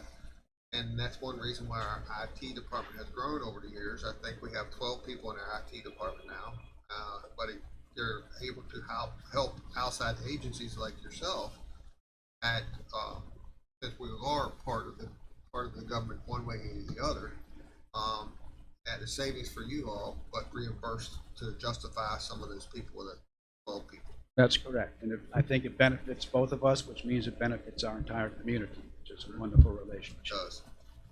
And I also want to thank Mr. Davis for all his efforts in our business dealings over the last year. It's been very helpful. I see Norwood has stepped out. He's probably working on his retirement speech, but he's been very, very helpful to me. And We got him on attorney business right now. oh, okay. You keep him on a short leash. But he's been a great friend and very helpful to all of us. Thank you. Growth, I guess that's the common theme of the day in the community. The growth that we've experienced in recent years has consumed a tremendous amount of our resources, and we need to make some plans going forward. So I'd like to share with you just a few numbers to put into perspective how everything's developing. Just this past July through October of this year, we installed 329 meters, which implies it's 2.7 new homes coming to our community every day. And those are just the ones on the water system. From July of 2018 through June of 2019, our last fiscal year, we installed a total of 814 meters, which once again, 2.2 new homes being added to the community or to the water system every day of the year. Procter & Gamble. If you think about it, 2 years ago, we had no water sales to Procter & Gamble. As of today, of this past reading cycle, we were providing 667,000 gallons a day. That's significant, dramatic improvement of our demand on our system, which can be reflected by the production of our water, which in fiscal year 18, we're at 5.28 million a day. We're already up to 6.26. A 20% increase in 2 years is not normal for a water supply. So a good thing our Attorney General, Patrick Morrissey, got all that work, Potomac River work. Yes, sir. Yes, sir. The Potomac River is a very important part of our It was capped at 6 future. million, if I remember correctly. Yeah, I'm not familiar with the history, but I understand it was tenuous for a while. Yeah. We're in good shape with No regards to problem now. supply. We hope. We still got to be able to take and produce it and distribute it, so that's another thing that we're looking at. Distribution mainly, right? Yes, sir. So what we had to do in regards to Procter & Gamble coming to the community, we had to redirect a lot of our activities. So we had to go out, we had to take out a $10 million loan a few years back in order to begin all the infrastructure necessary to bring water from our river plant off the Potomac down closer to where Procter & Gamble is situated. Now, one of the last components that we have on our table to implement with regards to those $10 million is the Grapevine water main, which is going out to bid. And it's the last part of the component, as I say, to get water all the way from up there down Grapevine Road all the way across Route 9. So we hope that we get approval and a good bid on that coming up shortly. And you have cooperation with the fire company to run through their right of way, is that Yes, correct? sir. They have granted us an easement in order to us to facilitate that project. So it's been very helpful. And that $10 million loan, just for your information, we have to start amortizing by December of this year, and Chairman Rowe and others have already begun the process of looking at how to optimize that activity. So those are some short-term activities we have underway. Some of our longer-term, we need more water. We can't just depend on the Potomac River because it's such a far geographical location where many of our customers are. So we're in the process. We've hired a consultant to try to find more groundwater in the south part of the county. We're expecting some more information shortly on that. We have a water treatment plant known as the Bunker Hill Water Treatment Plant. It was built back in the 50s, I believe, and has not had much attention since. It is in dire need of replacement. We have recently received a report on what needs to be done to upgrade that facility. It's a $30 million project, and that's just one of our sources of supply. So that's something that's very urgent on our schedule. So how is our transmission line from there to the Virginia line if that plant gets upgraded? Well, we are not in good shape at all because we only have a 6-inch line that goes down the majority of Route 11 closer to the West Virginia, the Virginia line. So once again, and I was going to allude to the fact that in addition to water supplies, we also need tremendous infrastructure improvements with regards to our water mains because, as you all know, we are three small utilities that were put together, and because of that independent kind of construction, they weren't done in an all-encompassing plan to make sure they all interconnect. So over the last 15 years, Director Rowe and others have been involved in trying to get that squared away, but there's a lot more to do. And just to let people understand a little bit about that, if I remember correctly, so you have a 6-inch main going down Route 11 from Bunker Hill to the Virginia line, where if my memory serves me correctly, Ridge Road has a 6-inch and a 12-inch. 6-inch on the east side, 12-inch on the west side. There are a number of locations with parallel mains. So you got 18 inches of water going down Ridge Road on the south side of Ridge Road, south end of Ridge Road. But yet we only have 6-inch on. So what I'm trying to get at is you have a lot of new users, but water district and the sewer district is very similar to the county's problem with public safety. We got to stay out in front of it. We got to provide it, but yet we don't get paid for it until it's needed. Correct. Right. Good point. So we're talking about all these gallons per day that increase. Well, some of the people in the public will say, well, if it's increased that much, then why is my water rates dropping? Well, the reason why is because you got to turn back around. You have this infrastructure to stay out in front of the curve. Yes, sir. Okay. Yes, sir. And in fact, infrastructure associated with water is very capital intensive because of the construction practices. Mm-hmm. And that, on your point of public safety, we're also looking at some more storage facilities. Because you can produce the water, but you got to have it available in the areas where it's needed when you have fire protection. So we're looking at that, which is another $10 million we're anticipating based upon a need for 2 additional tanks throughout the area. And we got a few locations we're evaluating. And as we just talked about, the distribution system, because the fact that we need to connect everything from different areas, we have at least another $10 million that we could easily spend to upgrade the size of the water mains to improve the efficiency with which we distribute a product. And one of the things I forgot to mention in my notes I provided to you is the river plant. That was constructed in 2009, and we've already pretty much reached the capacity of that facility. So we have a consultant underway right now just evaluating what it's going to take to enhance the capacity from 6 million a day to 10 million a day. The plant itself is sufficient. It's the filtering system that needs to be upgraded. Is that fair? Yes. Well, we need to look at the intake structure, which we believe is going to be okay. But then we have to add all the components to the filtering system. We have in place membranes, the ability to expand our membrane capacity, but we also need to enhance our sedimentation basins, which is a large investment in order to get the water clear before we bring it to the membranes. So that's where the most of the capital would be incurred. And that's very hard for you to control because it's weather related and upstream related. Well, the raw water characteristics, yes. Yeah. In a river, it can fluctuate in a moment's notice with a rainstorm. So Where the spring and then Bunker Hill is much easier to dictate what's coming in. You obviously know a great deal about our water system. I'm just guessing. So you're right. And that's why groundwater is consistent, which means you can treat it consistently, whereas a surface supply is subjected to so many instantaneous changes, which makes it more difficult.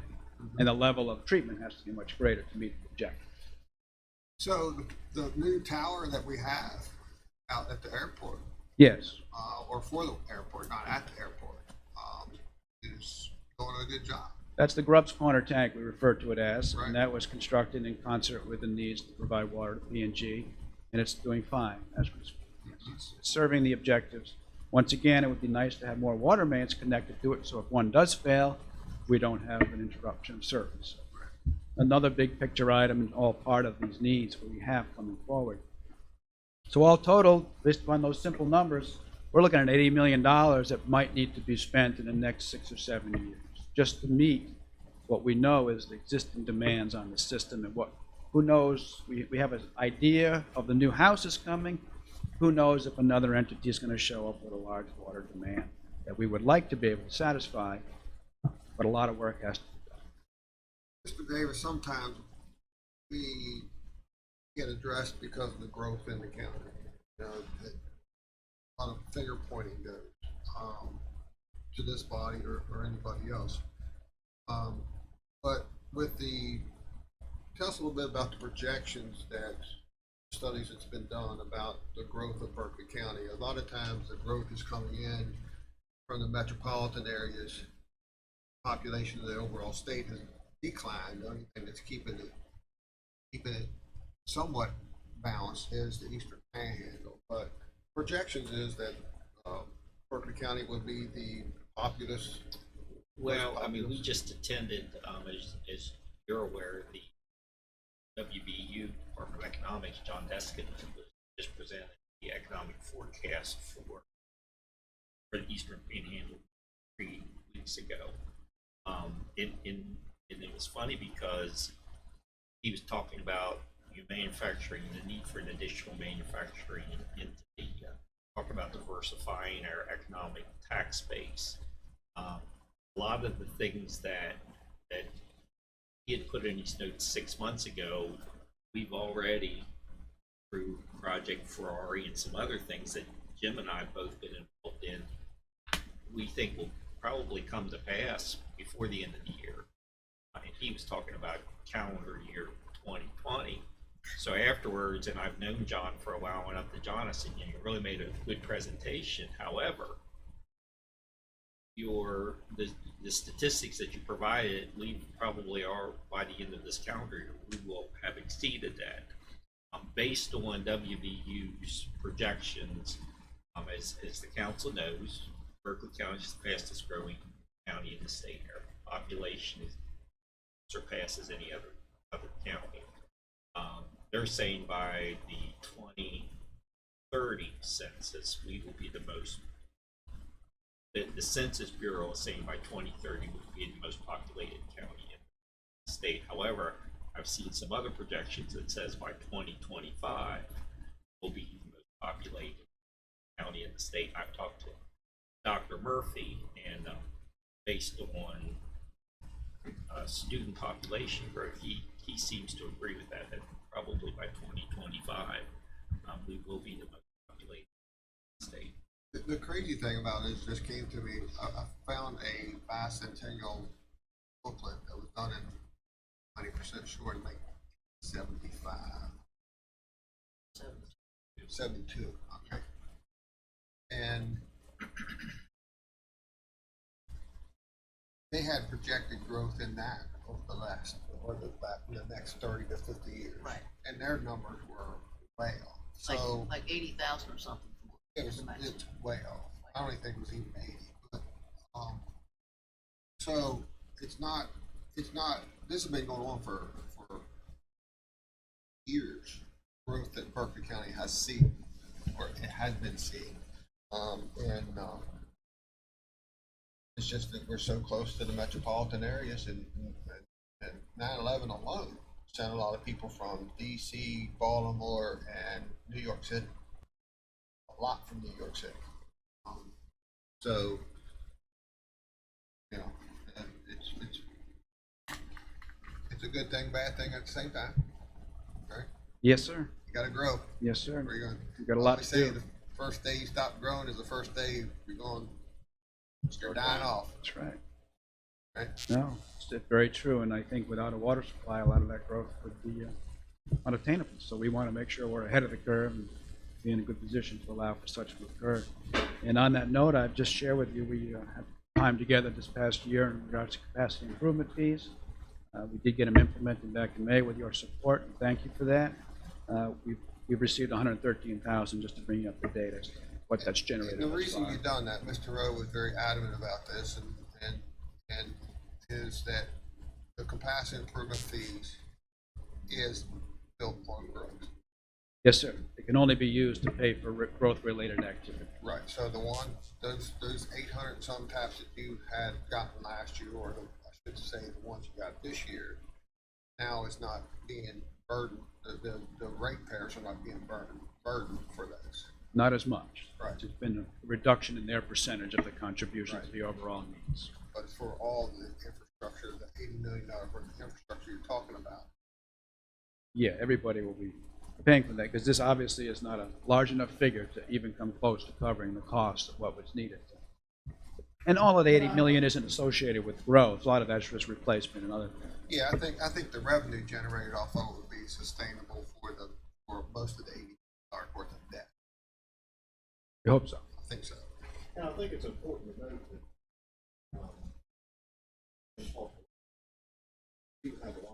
Mr. Rowe, you know the routine, please. We do have a lot of areas in the county that, you know, the pipes that are in the ground are just way too small. And as a matter of fact, the southern end of the county is notorious for that from that standpoint. Now, having said that, I don't want to cast any aspersions on that, but that's actually the oldest public service district in the state. When it was Berkeley County, it was South Berkeley's public service district. It was Berkeley County Public Service. So they were putting lines in the ground many, many years ago. Could not have foreseen, you know, what was coming down the pike. And secondly, as Jim pointed out, we were a 3 public service district at one time. We didn't really have a county-wide focus of being able to move water from north to south, east and west, et cetera, which has led to some of the issues. But it's also important to note, I think Jim talked about around $80 million worth of money that we could spend here. And we're going to look at all different kinds of ways to finance that, the most favorable ways that we can for our customers. But a large chunk of that, the Bunker Hill plant, keep in mind, is per se is not quote a capacity issue. It is a situation where that particular asset has its useful life is over. Okay, so that's a replacement. Now we're hoping to increase capacity with a new facility, which means we need to find more water and things of this nature. But a large chunk of that is replacing aging infrastructure that has reached the end of its useful life. How much reserve do you have from the Fever Spring, right? How much capacity we have that we're not treating and sending down the pipes? The Fever Spring is, we've studied that for many years. It is the flow out of that spring is very widely dispersed, okay? When we get new groundwater, the inflows into the spring goes up quickly. When we have dry weather, it goes down very, very quickly. So really, over the long term, in a drought condition, we only think that we can sustain a yield of about 1 million gallons a day out of that. We're currently pumping about 2.1 million gallons a day out of that facility. We're in an exploration program right now where we're looking for some areas to drill and supplement Lefevre Springs, which means we're going to be looking at wells that are outside the wellhead protection program of Lefevre Spring. We don't want to, drill a well and then have Lefevre Spring go down to pump that raw water into a new plant. So what we're hoping to get up to the 4 to 6 million gallons a day of water in the southern end of the county, if we possibly. That would be roughly double the current production that we have, and our experts are telling us that,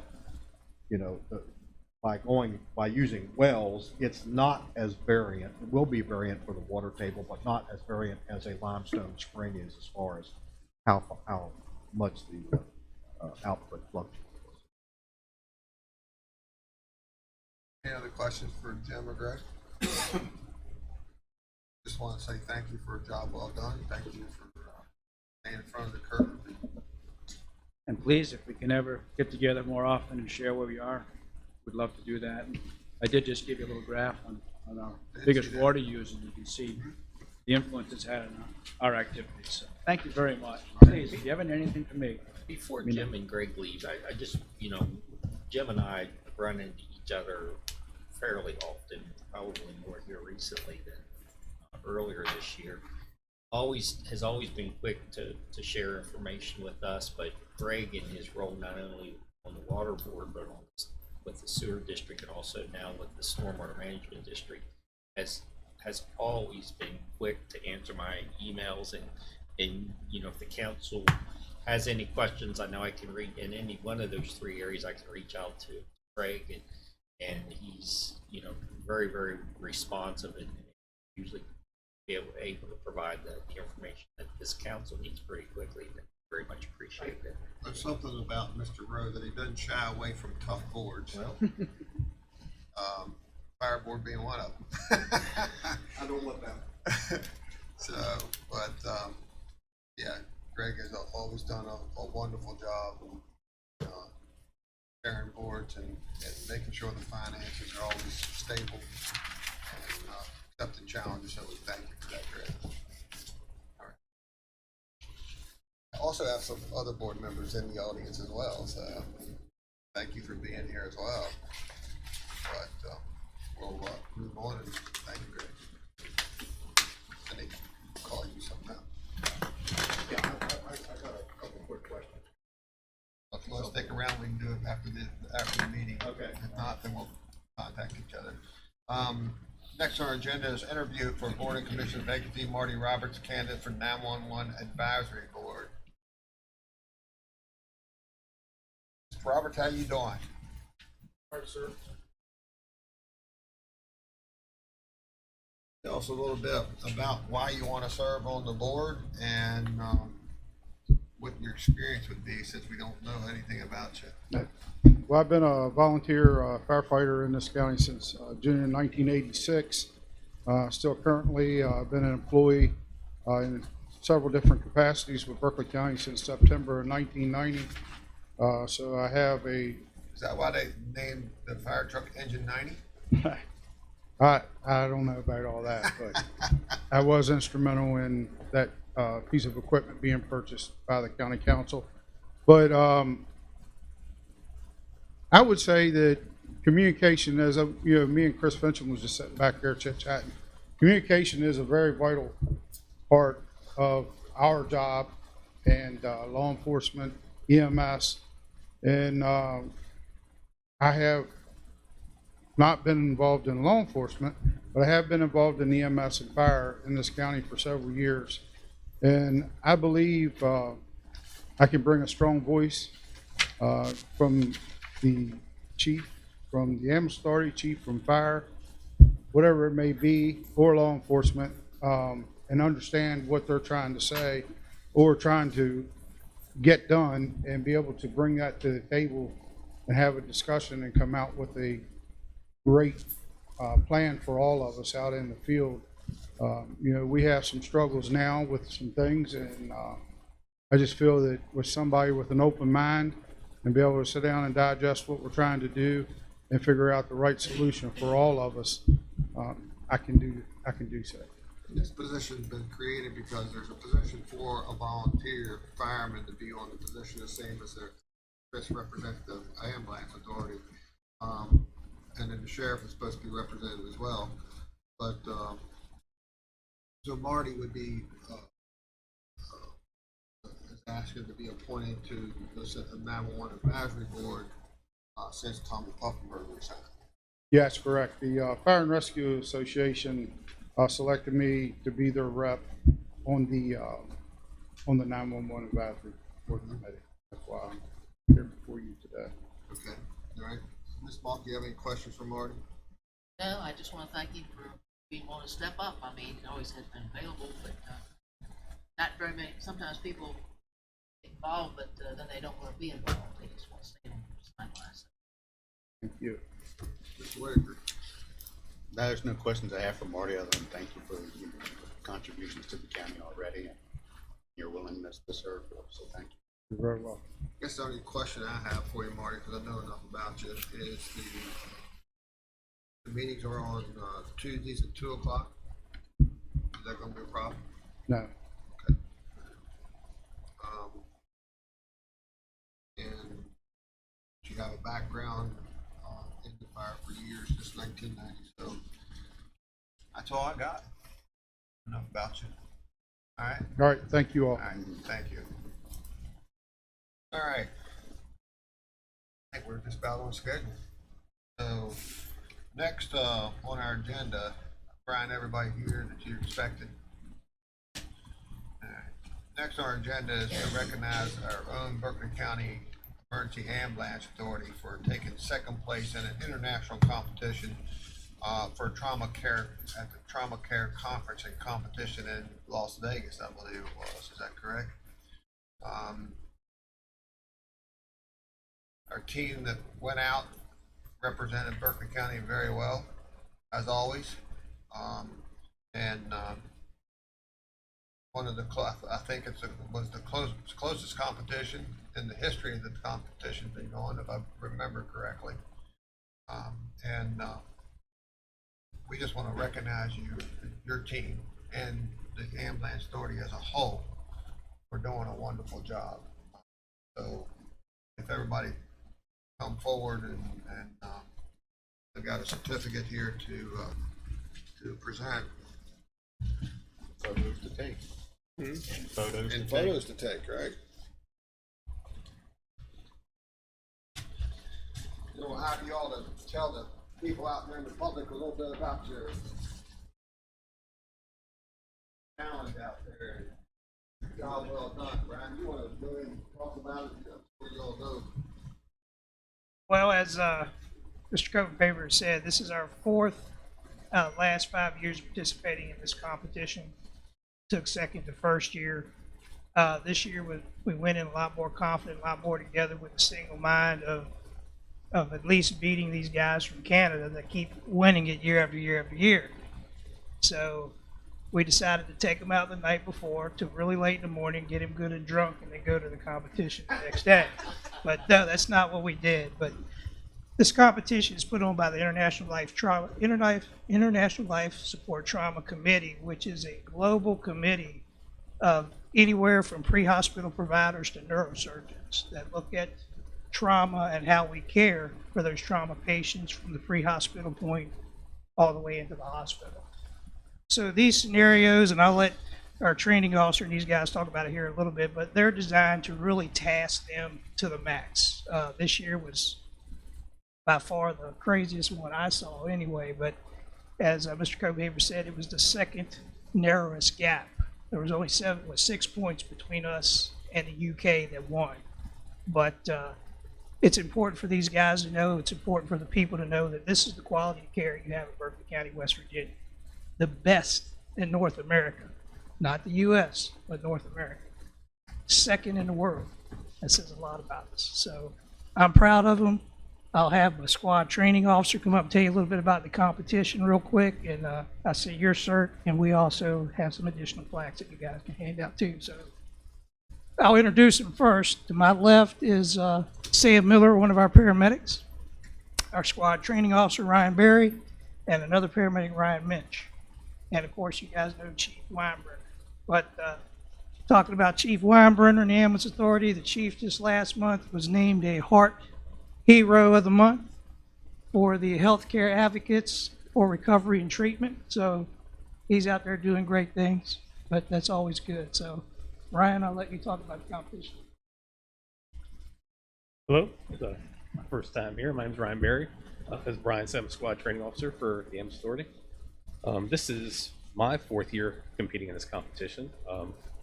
As Brian said, we took second place in the second narrowest competition in competition history, started in 2002, the last 17 years. Second by 6 points out of a total possible point spread of 1,315 points. They said they had to recount those ballots 8 times to make sure they were right, and a 6-point difference is nothing significant. It is the difference between somebody doing an extra pulse check in a scenario. We're judged across all teams are judged across 3 separate scenarios. All of those scenarios this year lasted 12 minutes. We're not told how long they're going to last prior to. We know they're only a max of 20 minutes, but not told when we're going to be cut off. This year we're cut off for 12 minutes in each scenario. All scenarios had 2 priority 1 patients and multiple distractors designed to try to draw our attention and reduce our level of care to our priority 1 patients. Much else. If you have questions about the competition, I'm more than happy to answer questions about the competition. If you'd like to hear about, if we'd like to hear about scenarios, I'll start with my favorite scenario. We have each scenario is judged and created by the judge, the primary judge of the scenario. Liz Khaleesi is the judge for my favorite scenario this year. She's from Australia. All of her scenarios that she's done every year, including this one, is an actual event that took place in Australia. She bases it in real life, but she places it in our location. So this happened in Australia, but in the scenario, it was Vegas. But a person had gotten kicked out of a car moving at a fast rate of speed, approximately 50-55 miles an hour, and rolled down the strip, taking out 2 other patients. With the one being kicked out of the car, priority 1. One of the ones hit another priority 1, a priority 3, which was designed as a distractor with a compound fracture to the left forearm, and those patients' father, who was designed to be an emotional distractor, to the side. My patient in that scenario had a fractured pelvis, a bilateral fractured fibs, lower legs to both sides, abdominal bleeding and distension, and decreasing to a poor altered mental status. Paramedic mentions patient in that scenario had a flail chest segment, which is a life-threatening respiratory injury. That also developed into a tension pneumothorax, I do believe, and had bilateral fractures to the femur on that one. And Paramedic Miller had the 2 distractors, the emotional distractor and the left forearm fracture, designed to prevent us essentially from getting proper adequate care. And then I'll let Paramedic Minch come up and talk about Billy Eldridge's scenario. So the next scenario that we had was was Billy Eldridge. He's from North Carolina. He designed that scenario as well, where a guy with an altered mental status from a low blood sugar was swinging a knife around a homeless camp and managed to eviscerate a lady's abdomen where her organs were outside of her abdomen now. And while he was doing that, he managed to get the knife impaled into his chest as well, collapsing a lung. And then he also had a broken forearm as well, with some internal bleeding going on there. And then I believe there was another distractor as well in there. A lady inside the homeless camp was rifling around through our bags looking for our medications, opioids specifically, along with tearing out some of the other stuff that we needed to take care of both patients inside that scenario.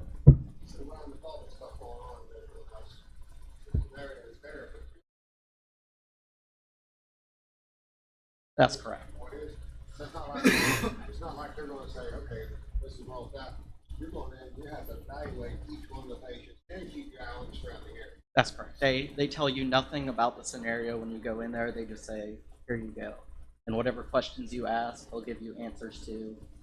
So you have to properly diagnose and find out everything that's going on. They don't give you anything leading up to it.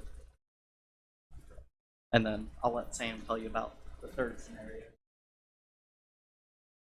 Pretty much to continue the trend of just extreme traumatic situations, we had a scenario that I think originally was a real call from Cleveland. Was it Julie? Was her name? Julie was a proctor, and I guess she ran this call personally, but it was a bar fight. There were 2 victims. They were both unresponsive. One had a open skull fracture and was in neurogenic shock because he had a fractured vertebrae in the neck due to an impact from a beer bottle. And the other one was what? Open fracture? Or femur fracture? Yeah, open femur fracture. Yeah, so abdominal bleed. I mean, just very severe traumatic situations, and I'm just trying to use our resources best to try and triage these guys, treat them best we can, and that was pretty tough scenario. Well, as you can see, this just wasn't a walk through the park for these guys, but our goal going in was to beat the crap out of Canada, which we accomplished. The competition started with 12 possible teams, narrowed down to 5, us being the one U.S. representative. And I think they did real well. I know I'm very proud of them. I know the organization's proud of them, and hopefully the citizens of Berkeley County are proud of them as well. So. We have traditionally been sponsored by our medical director, Dr. Mike Lodner. This year, the county council, the board of directors actually stepped up and said, hey, we think this is a good thing of what you guys are doing, and what they would like to do is, be part of that and help defray some of those costs. But we also have a sponsor. We are part of the Mid-Atlantic chapter of ITLS. And through them, they have paid for these guys' conference for them to go at a cost of a little over $1,000. Dr. Mike Lodner has supported the travel and accommodations at close to about $3,000 to $4,000 so that they were able to attend. So it's it cost a good deal, but his belief is that when you have an opportunity to sit down and listen to your peers from other places, you gain a lot. I know for me, I interacted with my peer from the UK because the UK has a very single source healthcare system, which is what we hear about a lot here in America from our Democratic colleagues. I just wish the folks in the US could hear the troubles that they're having. 3-hour emergency room waits, 198 calls in queue at 911 to where they're telling people, hey, you're going to be best to drive yourself because you're not going to see an ambulance. Hospitals that are fined because they can't shut their doors to patients even though they're overwhelmed. Hospitals that are fined because they can't turn ambulances around in a timely manner so those ambulances can get back into the fight. I heard so much negative, I said, well, what is the positive here? And they were stunned because they really couldn't give me something to come back and say, hey, this might be the good thing, but here's what we've seen. This is what we see what's going on. So hopefully this April, Chief Weinbrenner and ourselves, we're set up to have an opportunity to sit down with both Senator Capito, Senator Manchin, and our House representatives, and probably give them some feedback on what we've been able to find out by speaking to our colleagues from these other countries as to how a single source healthcare system is functioning over there. So.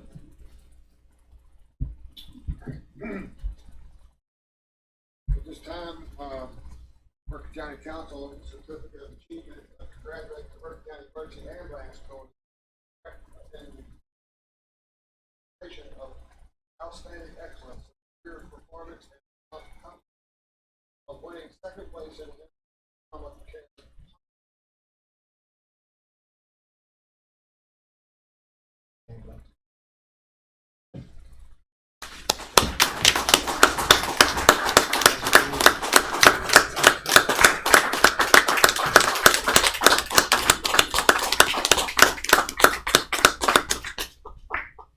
And these guys did receive a certificate that looks just like this one from the International Trauma Life Support. We had those made into plaques, as you guys can see. I want to give each one of them up with that, and one to the chief to put up in the shiny new building that we got there to start. But once again, I'm proud of you guys. It's here. Keep doing it.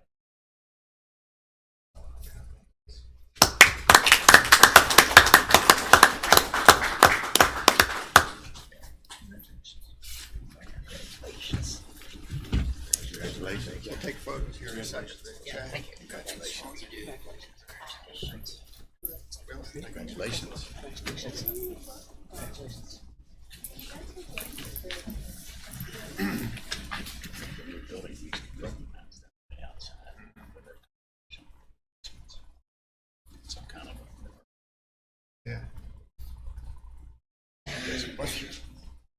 This morning, we was talking about, we've had an excellent day here. We've talked about, our efforts on the recovery side with Tim Zaya. We had, our financials presented by Chuck Young for 2018-19. We now just had the ambulance authority come before us on a, second place win at the international #1 in North America, as Mr. Costello stated. We also had Cam Secrets in front of us and Hunter Wilson for tax exempt bonds for Baker Heights Fire Department. So a lot of good things going on in Berkeley County. The water district here talking about their growth and how they've managed their growth and done it very well.